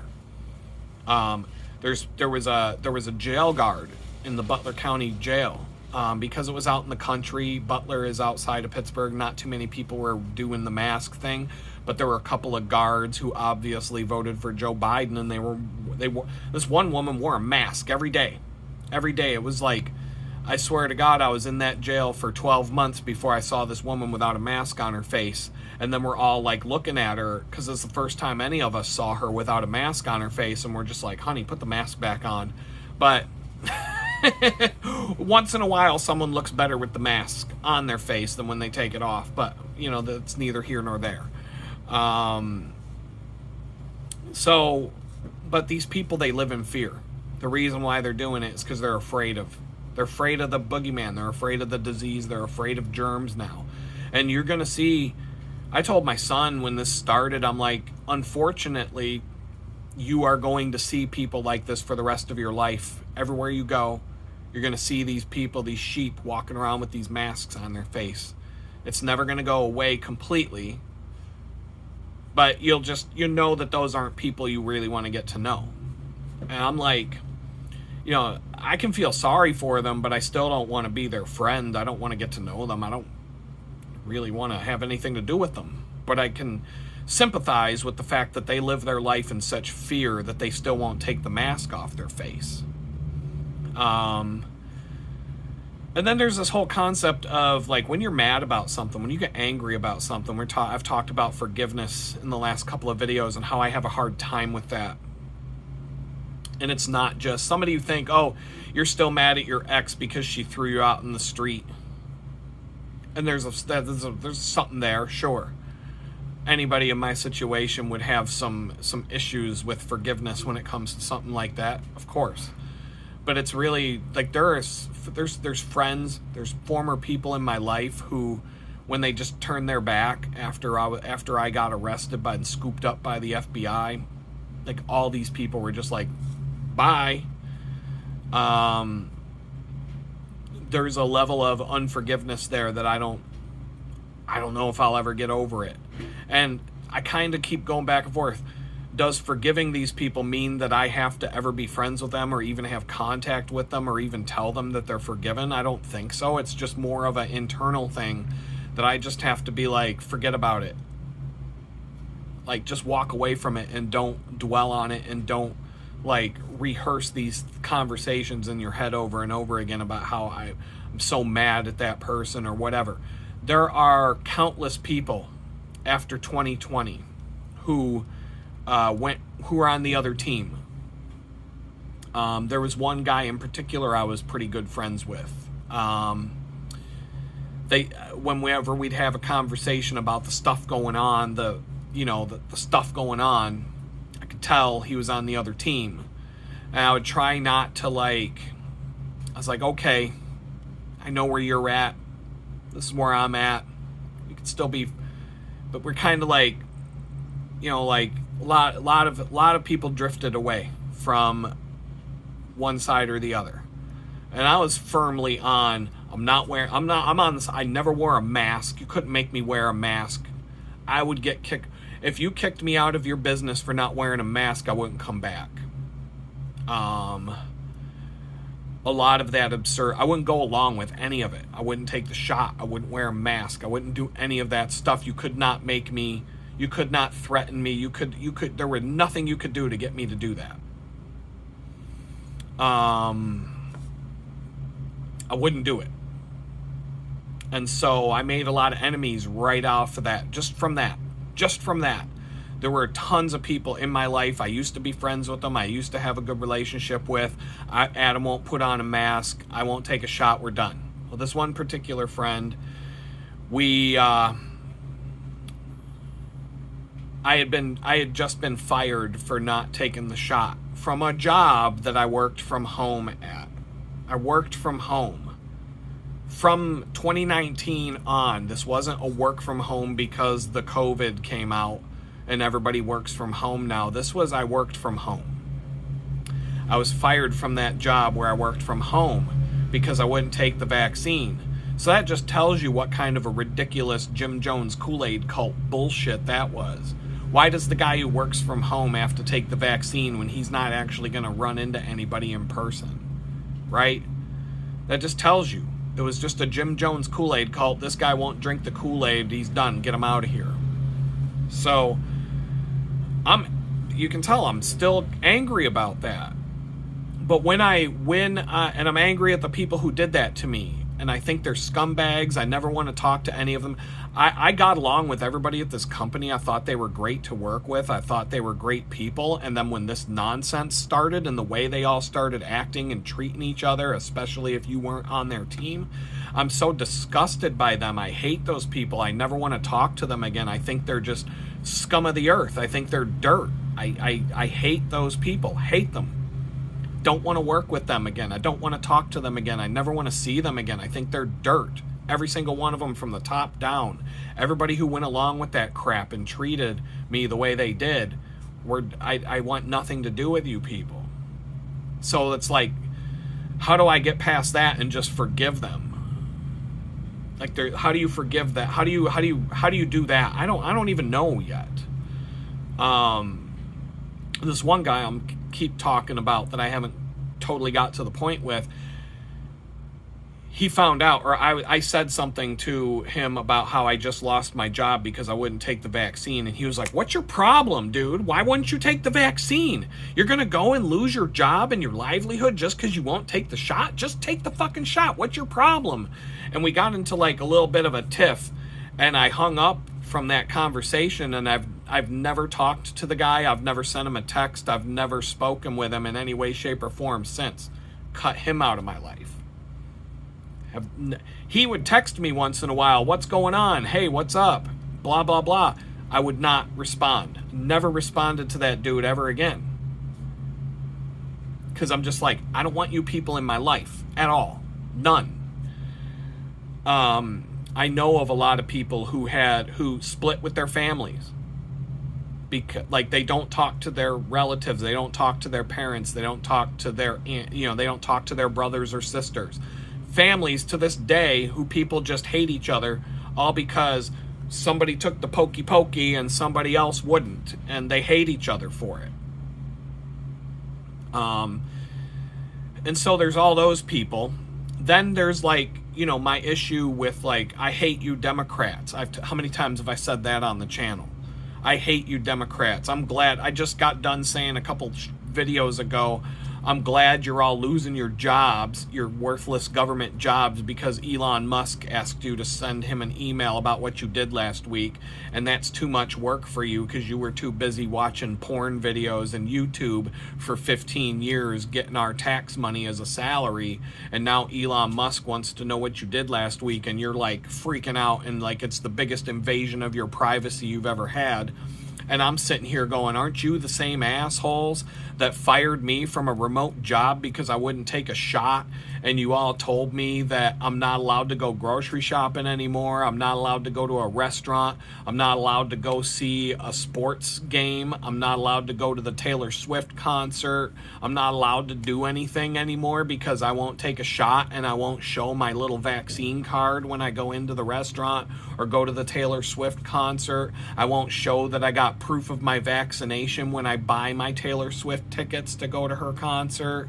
Aren't you the people who were just telling me that I'm not allowed to have a job, make a living, go be able to buy or sell unless I have the mark of the beast?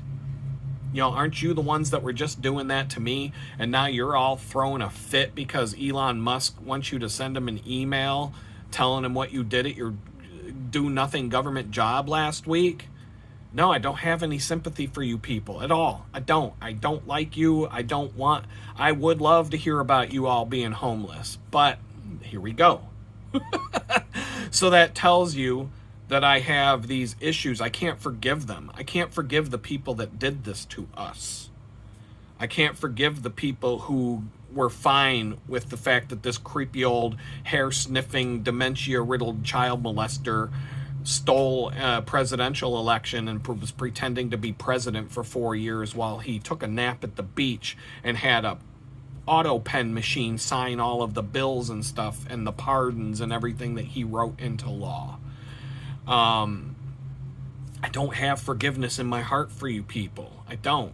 But at the same time, God would like me to get to that point. I don't even know what that point looks like. How do I do it? Because I don't want to be friends with you people. I don't want to come over for dinner. I don't want you coming over to my place. We're not hanging out. We're not having fun together. I don't want to be where you are. I don't want you to be where I am. I don't want you in my life. So how do I forgive you people and still, and it's kind of like there's I've read books about forgiveness, one in particular about people. I told you I'm not for the death penalty anymore. If somebody killed my kid, I would want to kill that person. But I've also had the experience of being in prison, and I can assure you that the rest of your life spent behind bars is worse than death. So I know this, but I would still want to see that person get the death penalty. But for the most part, I'm not for the death penalty. And this one book called Executing Grace, And there's another book you should read called Just Mercy. Those are the titles. Check them out.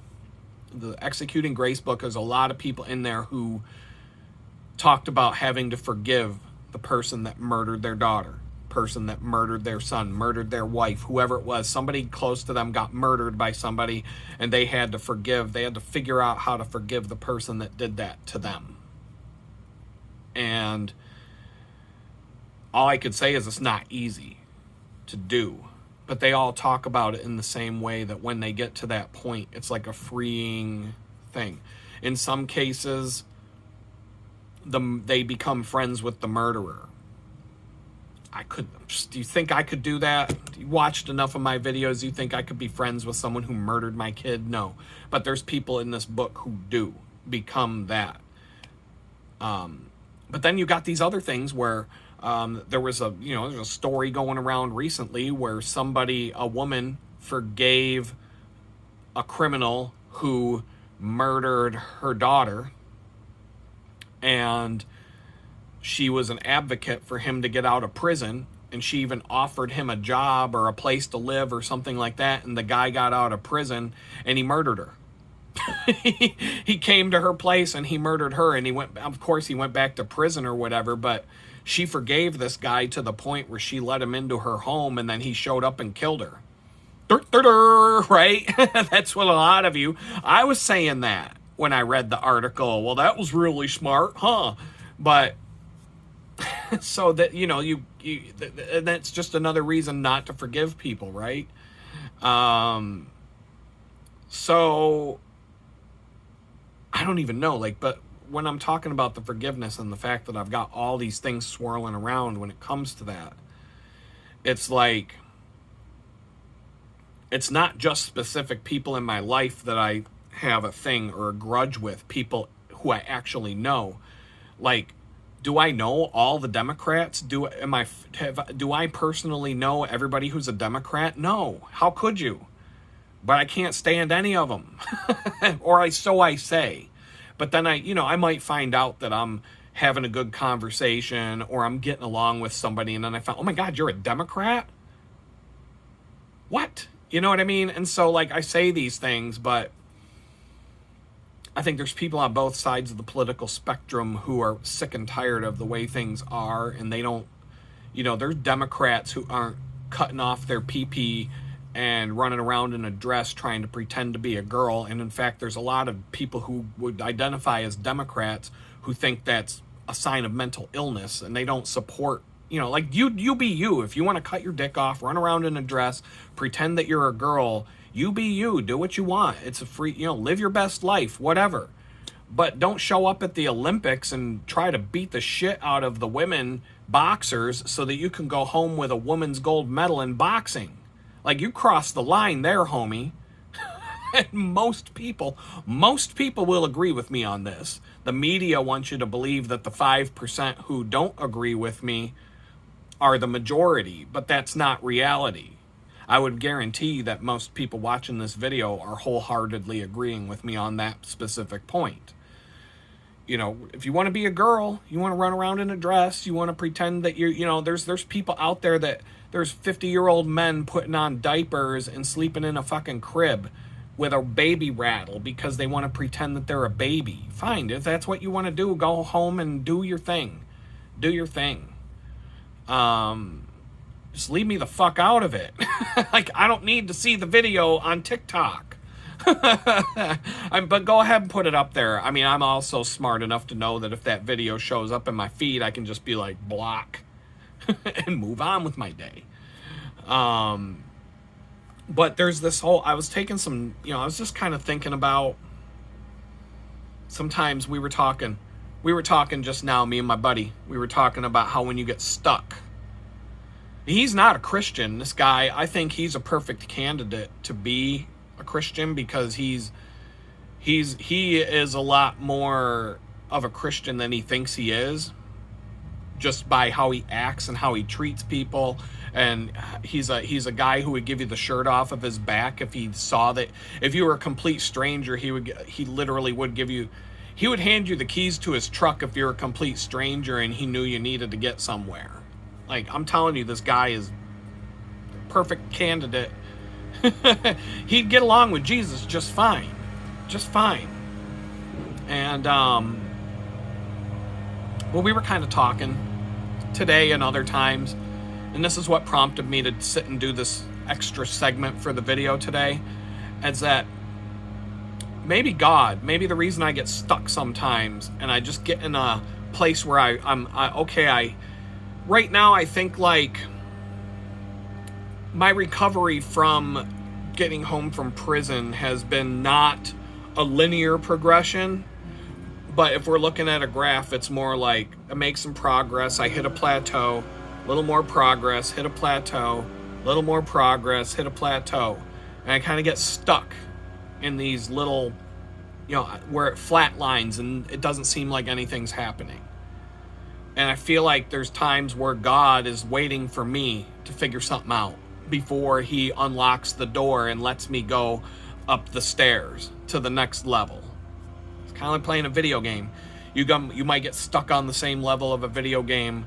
You might get beat by the boss 25 times. You finally figure out the pattern. You beat the boss, and now you get to go to the next level. And so I was talking about, the parable of the unforgiving servant. Like, I'm here, I've got the ceiling issues, I've got the hot water issues, you can see back there, the shower, and I'm just trying to be chill about it, because I said there's all these people being really cool with me and laid back and trying to let me figure things out so that I can help them, and vice versa, and all this and that, and I'm stretched too thin. Riding my bicycle 200 miles a week just to go to a bakery, make less than $100 a day, and all these different things. And but I've hit a plateau. Now, obviously, it's only been a plateau for 5 weeks. I've hit a 5-week plateau. In the grand scheme of life, 5 weeks is nothing. Because when I moved into this tiny house, that was a big jump. I went from living at my friend's house to having my own place. And all these other things came along with it. And I'm like, it was a big step up in all these different things. I moved up to the next level. And now I feel like I'm stuck on another level. And so I'm like, maybe God is waiting for me to figure some things out. Like this forgiveness problem, right? Move on. Like, how do you come to a place where you can forgive people for things? Even complete strangers like the Democrats. I'm sick and tired of what they continue to do. I really get like disgusted when I see these Democrats on social media threatening Donald Trump's life, threatening to kill his family, threatening Elon Musk, threatening to kill his kids, threatening to kill his family. When did you ever think that Democrats that used to tell me I'm a dickhead because I won't drive a Tesla, now they're going to the Tesla dealerships and burning the dealerships to the ground and lighting the Teslas on fire and slashing the tires on the Tesla vehicles because they all hate him now? All these people doing all this crap, they can threaten these people's lives, they can do all this shit. When are they going to prison for that? When do they get to go to prison for 2 years for a social media post? I did. I went to prison for 2 years because I said some shit about the FBI that they were, because of what they were doing to Donald Trump that week. It just kind of like, I'd had enough of everything that had been done to us from 2020 on. And I finally was just like, fuck these motherfuckers. And I let out some words that were wrong. They were very wrong. And it's no different than, I have the smarts and I know that these Democrats are running their mouth in the same way I was, because they're pissed off and they're frustrated and they're scared.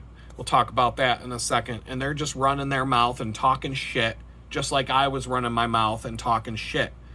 But why do they get a free pass? Why do they get to do it all day long with nothing? They can threaten to kill Donald Trump 20 times a day, and maybe after a month of that, the Secret Service will knock on their door politely and say, hey, what's going on here? You need to stop. They're not going to show up with a fucking tank and drive it into this person's house and drag them off to federal prison for 2 years. And that doesn't happen. That happened to me. It doesn't happen to them. So what the fuck? That I just like, I don't, I understand why, because of who runs our government.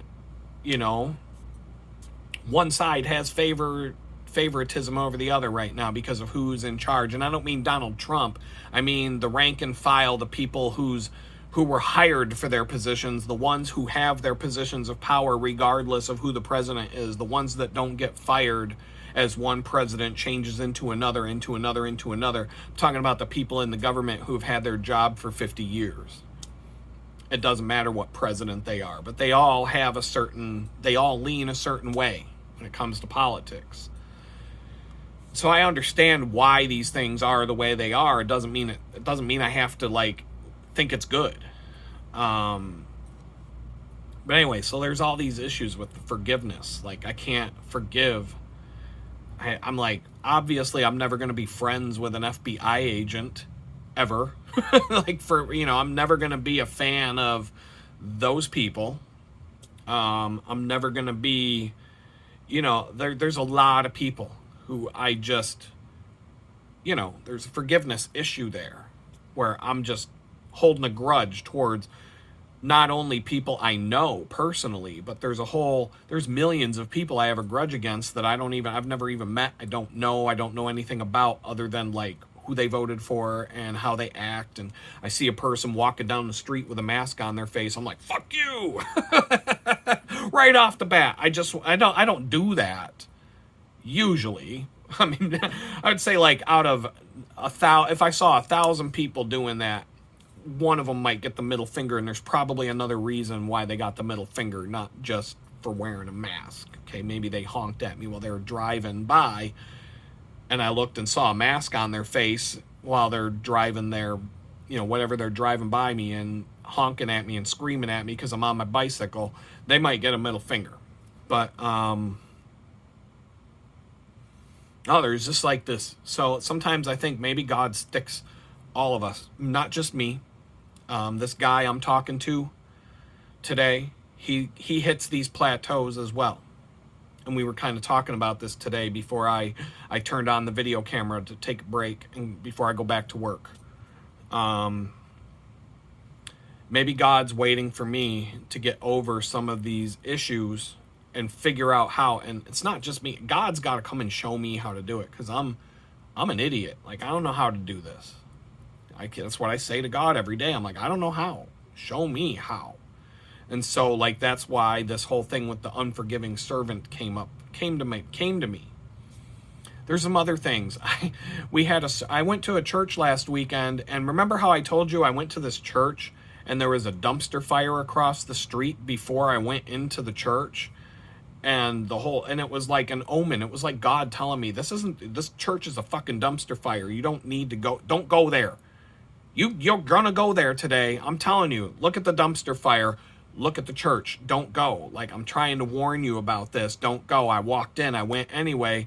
Dumpster fire. Church was a dumpster fire. I'm like, yeah, exactly what you told me it was going to be. Thanks, God. Another week of no church. So I went to this other church that's right next door to the dumpster fire church. And I was kind of like, okay, this is better. Better. I really wasn't, like, feeling it. Like, sometimes you just know. But this was like, I could go here again, definitely. Last weekend, it was kind of like a mediocre thing. But anyway, the preacher gave this sermon, a very specific sermon about King David and King Saul and all these different aspects of that part of the Bible, right? So Monday, I'm randomly looking for something to watch, and I see this House of David show on, it's on Amazon Prime right now, and I start watching it, and I'm telling you, I think the pastor got his whole sermon from watching that show, because it was literally, and I didn't connect one with the other, but there were all these things that he talked about last weekend that resonated with me before the thought of watching that show ever came to my head. And then about forgiveness and about fear and about some other things. And then I'm watching this show about the House of David. And all of the things that he talked about in his sermon are just bam, bam, bam, bam, bam, bam, illustrated in this show, like verbatim, verbatim, like the words and everything. And I'm like, I mean, it has to be, this pastor must have watched this show and built his whole sermon around a couple episodes of this show. There's no doubt in my mind, because it was like it's right out of the Bible too. With, you know, they embellish some things in this show. I haven't finished it yet. I've watched, I think, 2 of the 4 episodes, and I've seen some things in there. I'm like, I don't know if that's how it went down in the Bible, but, you know, it's still a good historical fiction. It's still interesting to me. I'm enjoying watching it. But there were just certain things in this show that were verbatim what this guy put in his sermon.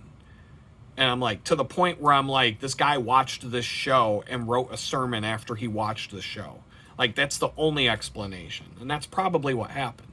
But just the fact that I randomly went to this church, heard this sermon, a bunch of stuff spoke to me. It started kicking up all these thoughts about forgiveness and about different things, about fear and stuff like that.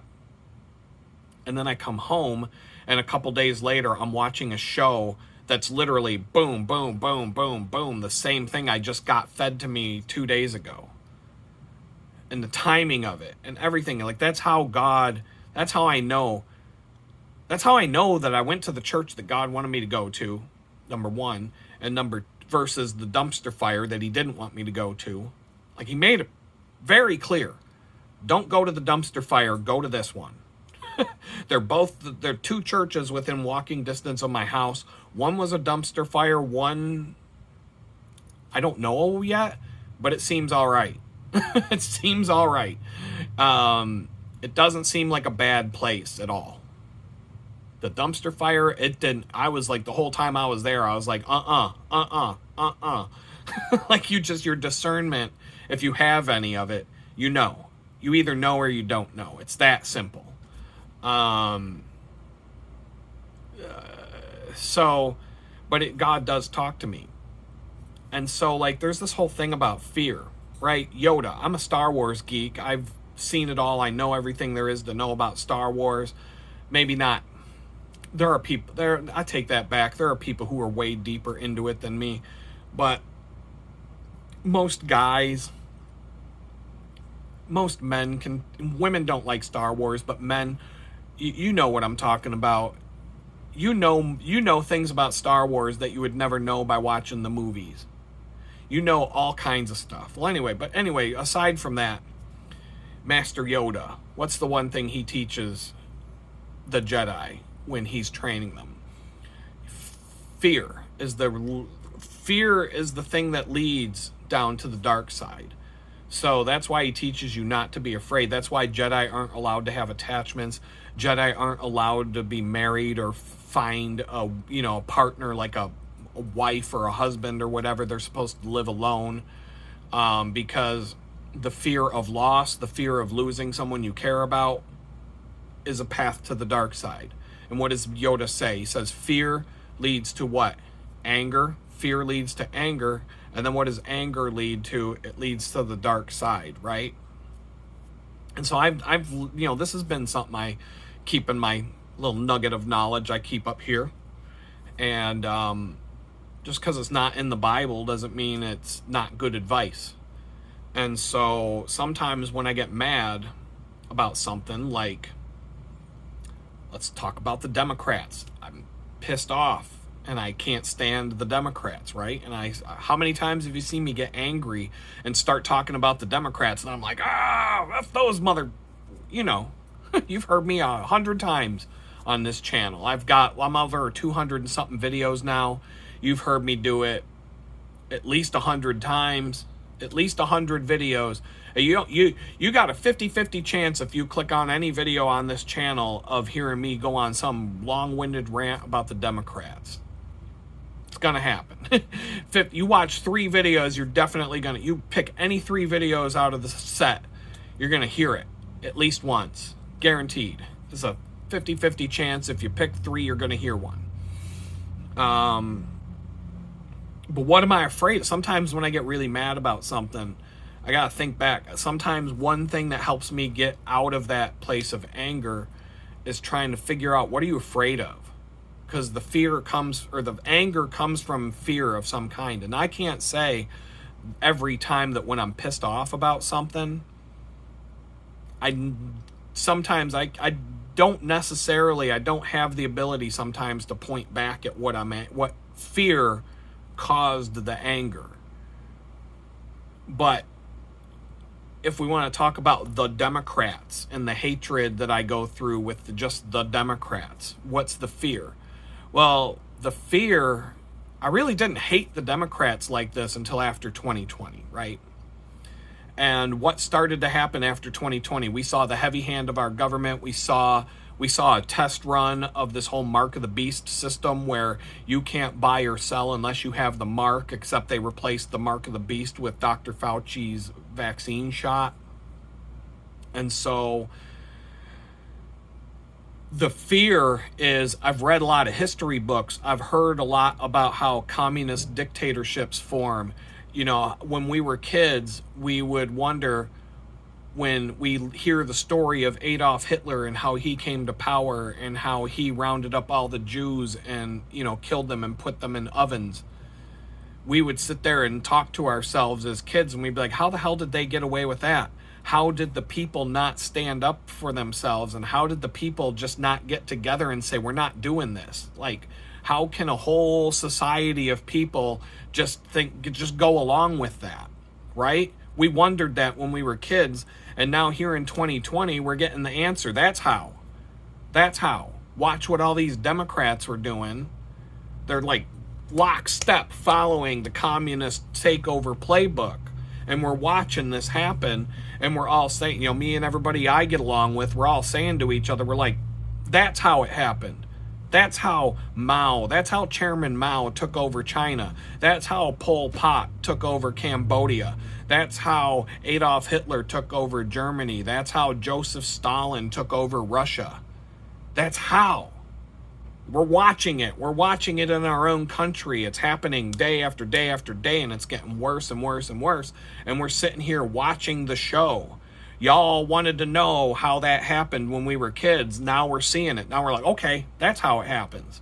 You're watching all these dumb lemmings go right in line with what, if you don't get your shot from Dr. Fauci, you can't play with us anymore. We're going to put you in a concentration camp. You can't go to the restaurant. You can't go to the grocery store. You can't go to the Taylor Swift concert anymore. All that crap. If you don't wear your mask, if you walk around in a red hat and you don't wear a mask, we're going to round you up and put you in a camp, which good luck, because all the people with the red hats who didn't wear a mask are the ones who are in the military and walk around with all the guns. So, you know, good fucking luck there. But they were threatening to do all this, and they were pretending like they were going to do all that, even though that's all they had the capability of doing is pretend. Because, like I said, who has the guns, who doesn't? So it's not going to work out. It wasn't going to work out in their favor had they pushed that button to try and go that direction, but that's what but we were watching a test run. We were seeing for ourselves how Joseph Stalin put all of Russia under his thumb. We saw how Chairman Mao put all of China under his thumb. We saw it. We watched it happen. So there's a level of fear there, right? Because now I see it. I'm like, wow, that really can happen in America. It almost did.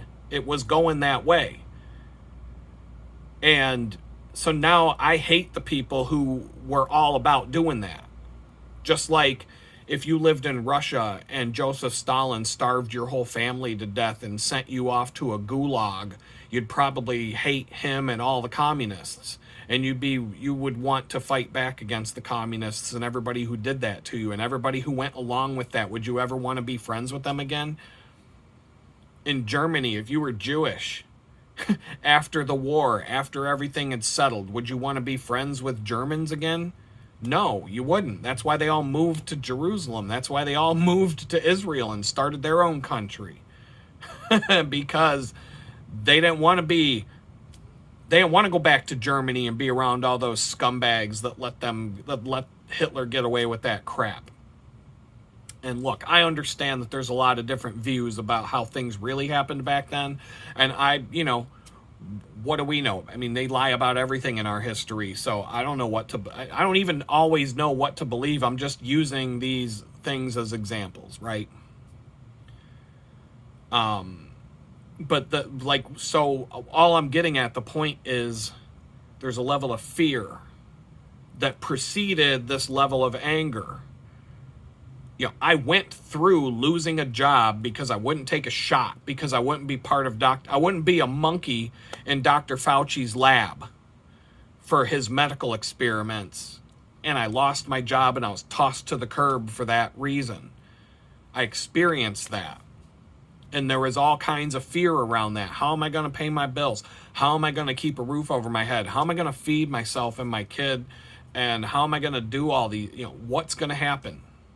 Fear, fear, fear, fear, fear. And then even though I got through those things, there's like this bitterness and anger.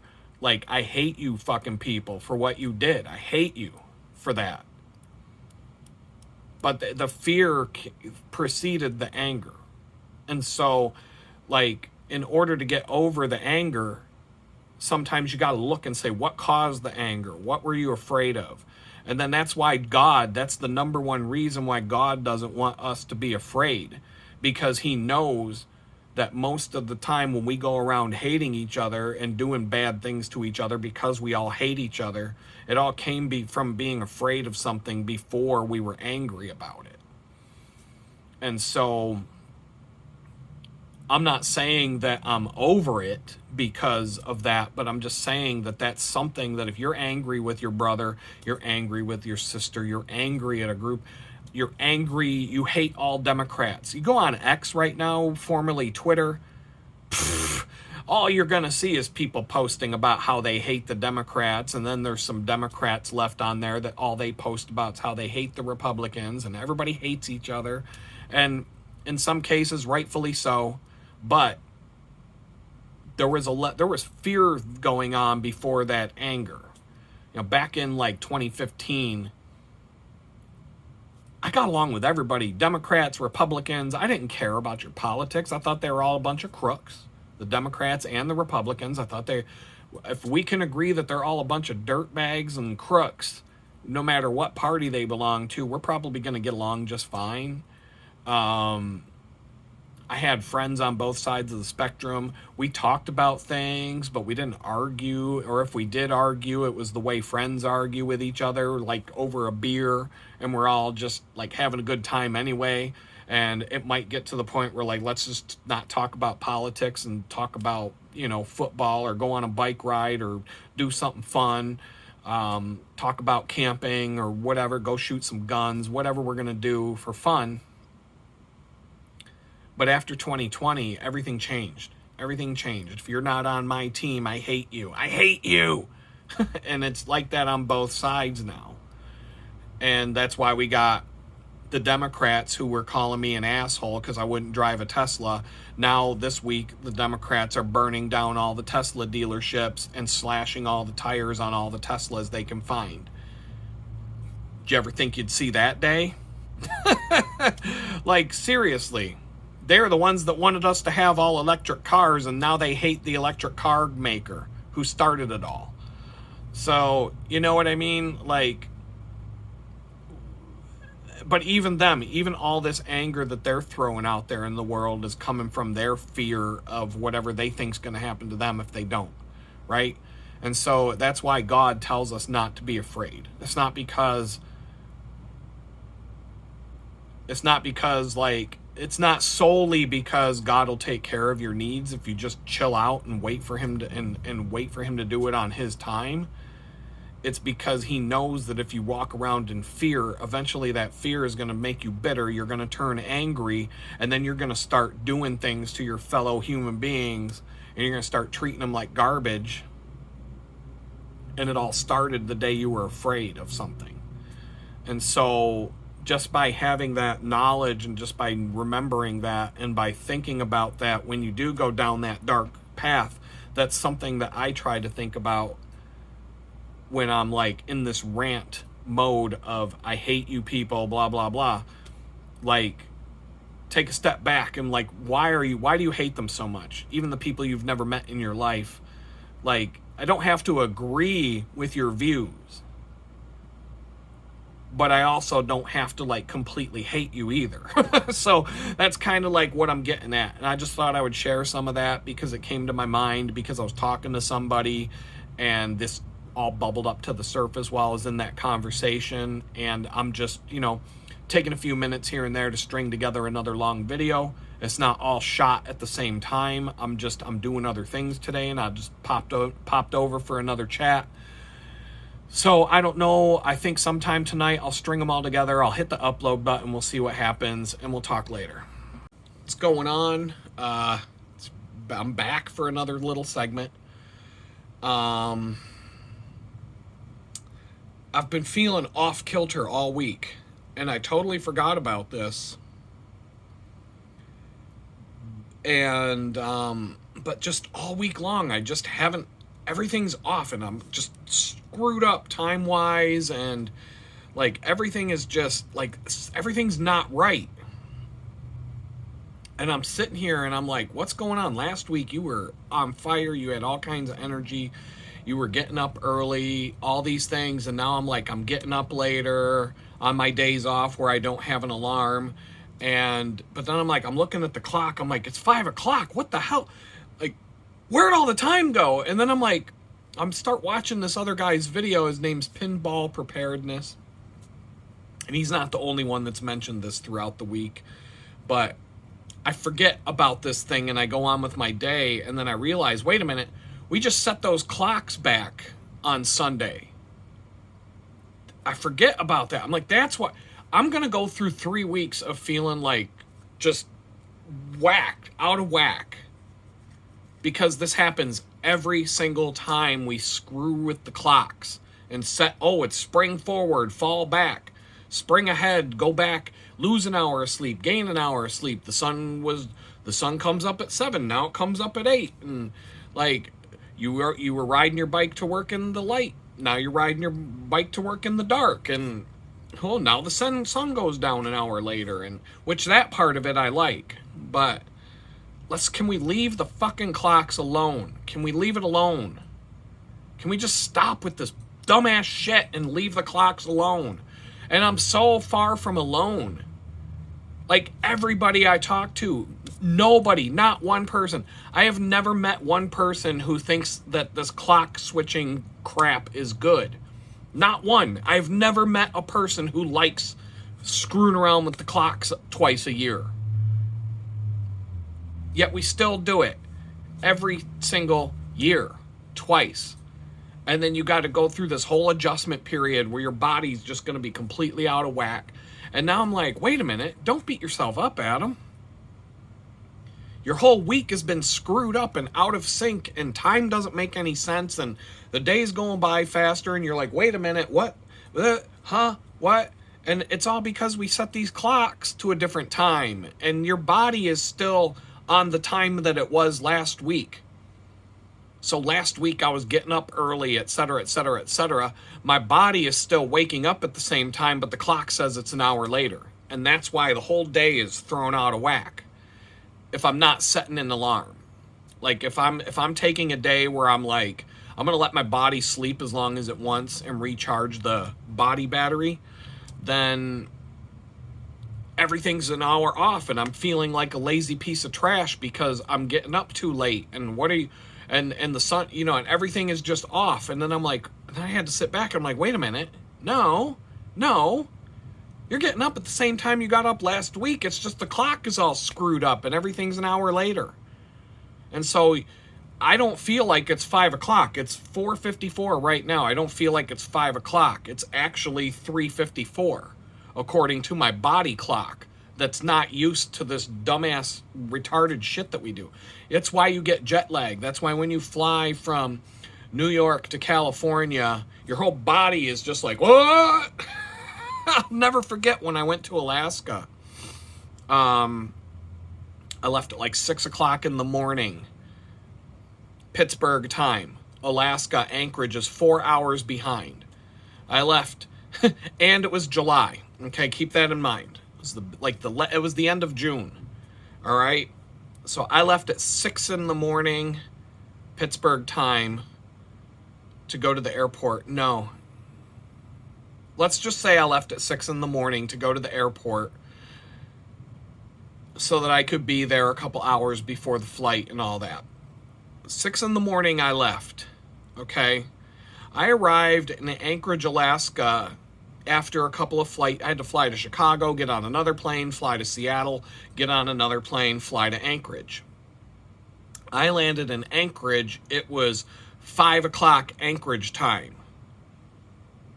So it's 5 o'clock. I get off the plane. It's 5 o'clock because your phone, everything that you use to keep time these days, your cell phone and things like that, they automatically adjust to wherever you are. You cross into a new time zone, it'll flip on you. You don't have to touch it. You don't have to keep that in your head. So I'm like, it's 5 o'clock. Cool. I left at 6 in the morning. It's actually 9 o'clock at night. So that was a 15-hour that was 15 hours to go from my front door to getting off the plane in Anchorage. 15 hours. It's 9 o'clock Pittsburgh time now. 9 o'clock. And so my friend picks me up. It's 5 o'clock for him. He's just getting, it's not even the end of the day for them. So he picks me up. He's like, let's go get something to eat. We go and get something to eat. We go chill out.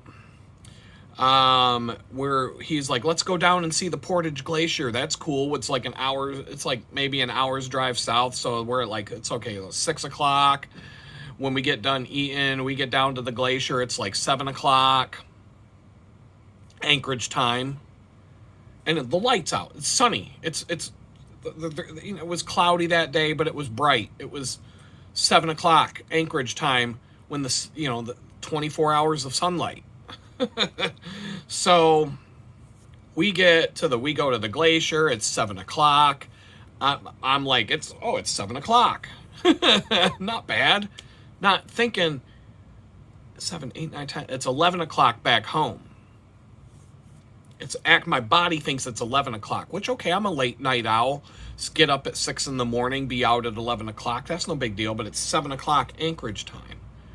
We drive back to Anchorage. It's 8 o'clock. We decide to go play Frisbee golf at a park. We were out playing Frisbee golf. It was midnight. It was midnight. And what happens in Anchorage, you're south of the Arctic Circle, so you don't get the full 24 hours of sunlight. The sun will kind of dip behind the mountains at some point, but the sky is still bright.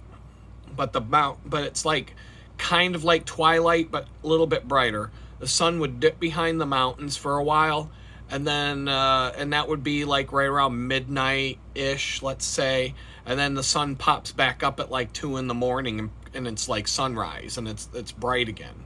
Well, we were playing Frisbee golf, and it was midnight, and right around midnight, a couple of our discs went into the woods, and they started getting really hard to find because it was like that dusk. The sun went behind the mountains, and so we couldn't see quite as well, but it was still light enough. It was like, just after sunset when it's still light out. You get that half hour of twilight or whatever before the sky really turns dark. But the sky never turns dark in Anchorage during, the end of June, beginning of July. So now, okay, it's midnight. We stopped playing Frisbee golf. We went out, we did something else. And we didn't get back to my buddy's house till like 2 in the morning. Now, to my buddy, being out at 2 in the morning on like a Friday night, whatever day it was, that's not unheard of. We were in our 20s. The bars close at 2 a.m. in most states and most cities. Like, that's not unheard of to be out until 2 a.m. But it's 6 a.m. for me, my body. It's 2 a.m. We're out playing Frisbee golf at midnight. It's 4 in the morning where I came from. My body is telling me, my body really wasn't telling me, but according to my body's clock, it's 4 a.m. I've been up since 6 a.m. the previous day, and now it's 2 hours later, it's 2 a.m. We're finally getting back to his crib somewhere around 2 in the morning, and I'm seeing his house for the first time. The sun's out. It's morning. It's like the next day. It's daylight. It's the daytime now. It's 2 in the morning. We're hanging out. And now it's 6 in the morning where I flew out of. So I've been 24 hours. Boom, we're back. My body's been, I left the house 24 hours ago. We stayed up. We were doing stuff, watching TV, whatever, just chilling. I started to fall asleep around 4 in the morning Anchorage time. So now it's 8 o'clock where I came from. It's 26 hours since I left the house. That I probably got up at 4 a.m. So I've been up 4, 5, 6, 7, 8. I don't even know. Like 4 a.m. in Anchorage time would have been 24 hours. But then, so I've been up like 26 hours, I've been up like, I'm closing in on 30 hours since I woke up. And now I'm like feeling like I got to go to sleep. And now you go to bed and it's bright. Like it feels like you're going to bed at noon with the light the way it is up there. So they got the 4-hour time difference, you got the light and all of that messing with you. And I'm telling you, I was up there for 2 weeks and my body was just like, whatever, whatever. Like, I guess we're doing whatever at this point. Like, there was no internal clock. Everything was a blur. I don't know whether it was 10 o'clock at night or 8 in the morning or noon or 3 in the afternoon or 4 a.m. It all just is a big blur. It's a big, like, giant blur. And I'm like, I have pictures that I took and I look at them. I'm like, I don't know, it could have been 11:30 at night, it could have been 8 in the morning. I don't fucking know. Like, I can't even tell you when we did what and where and how. Just like 2 weeks of the sun never went down, it never got dark. We just fall asleep whenever you're too tired to keep your eyes open, and then you wake up and it's light out still. Imagine that. And other than having an actual clock, but then the actual clock is 4 hours difference from where I came, and like the math, you can't even do the math anymore, and you're just like, whatever, you're just having fun and you're enjoying it. But the clock, that was the biggest time warp I've ever been through in my life. Like, nothing can prepare you for what that's going to do to your body. And then imagine coming home from that. Imagine getting on that plane, going home. You get on that plane, let's say it was like noon Anchorage time. I get on that plane, it's already 4 p.m. where I'm going to land, right? So now I go through the, whatever it was, let's say it's noon, let's say noon Anchorage time, whatever, what was it? It was 6, and then 5, 6, 7, 8, 9, 12. So it was a 15-hour trip. It was the same trip there and back. And it was the same airports, the same changes of flights. It was 15 hours to come home. So I left at noon. It would be midnight plus 3 a.m. Anchorage time. So 7 a.m. the next day. I left at noon in Anchorage, and it was 7 a.m. where I landed when I landed. And it was a flight, between the airports and the flights and all that stuff. I'm getting home from I left at noon at Anchorage, but I'm, basically sucking back those 4 hours on the way home. So it's actually like, I can't even do the math right now. That's how messed up this is. And you land, and it's 7 a.m. where you're landing, and I still got to figure out how to get home, and it's like this whole thing. And then I get home, it's like, let's say it's 8, 9 in the morning, I'm home now, but I left Anchorage at noon yesterday. But it's like, and then I was in a time warp for about a month. I was in a completely just like, what the hell just happened time warp for like a month. It was a month before I started to feel normal again and like had normal sleep rhythms and all. That was crazy. That was absolutely nuts. And the flying to do it makes it even crazier. And like they say, you get jet lag. I had to fly to San Francisco once for a business trip. 3 hours time difference between Pittsburgh and there. So you leave at like 8 in the morning. It's a 3-hour flight, so 8, 9, 10, 11. It's 11 a.m. your time, but it's 8 in the morning when you get there. Like it's like a 3, I don't know, maybe it's a 5-hour flight. I can't remember. But all I remember was I left at like 8 in the morning. 9, 10, 11, 12. Let's say it was a 5-hour flight. I don't think it was that long, but it probably, I don't know, something like that. Let's say it was 5. Let's just say it was 5 hours. You leave at 8 in the morning, you get there, 11, 12, so it's 1 in the afternoon where you came from, but then you subtract the 3, and it's 10 a.m. there. So it's still the morning. You went to the airport, it's the morning, you get on this flight, you take this long-ass flight, you get off the plane, and it's like the morning, still the morning. And your mind really isn't calculating all of this, but then it's like, you know, you're out and about, you're meeting people, you're doing stuff, you get back to the hotel room, and it's like 11 o'clock at night, but it's actually 2 in the morning to your body. And then you got to get up at like 6 in the morning to go down to the banquet room, or what, the conference rooms for the thing that you went there for, the business, you know, thing that you're there for. And I went and did all kinds of crazy stuff. I went to Muir Woods. I went to the Redwood Forest. I walked from my hotel, the Westin St. Francis, down across the Golden Gate Bridge. That's a 6-mile walk. Walked up into the Highlands, up on the other side of the bridge. I was walking on my way back. I was down in, I can't remember the name of the neighborhood. There's like a neighborhood that goes along the coast near the bridge. I was down in there. I hailed a cab to go back to the hotel because it was starting to become like a 25-mile walk or something crazy like that, but I didn't care. I was just having fun. I did something like that. And then I made friends with all these ravers. There's a movie out there, I was a DJ back then, rave DJ, not like, I wasn't anything like big. I was just doing it for fun in Pittsburgh. But I met some people, and there was a movie out. The name of the movie is called Groove. There's a chick in there. Her name's DJ Pollywog. I met her when I was at something in DC, and I got her contact info, and like maybe a few months later is when I was in San Francisco where she lives. I sent her an email. She was like, oh, you got to come out with us and go out and party, and we're going to do all this and that. She introduced me to all her friends, a bunch of famous DJs, this and that. We're out partying, we're going. They're taking me on this tour of San Francisco. I'm out till like 3, 4 in the morning some of these nights that I was out there hanging out with these DJs. But like, it's all every hour, whatever it is there, my body is 3 hours ahead. And so I came back from that trip all messed up.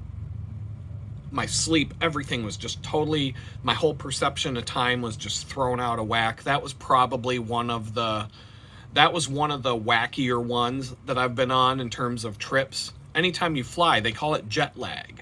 Jet lag. You fly from one time zone to another, it messes with you really hard. Common. It happens to anybody who does it.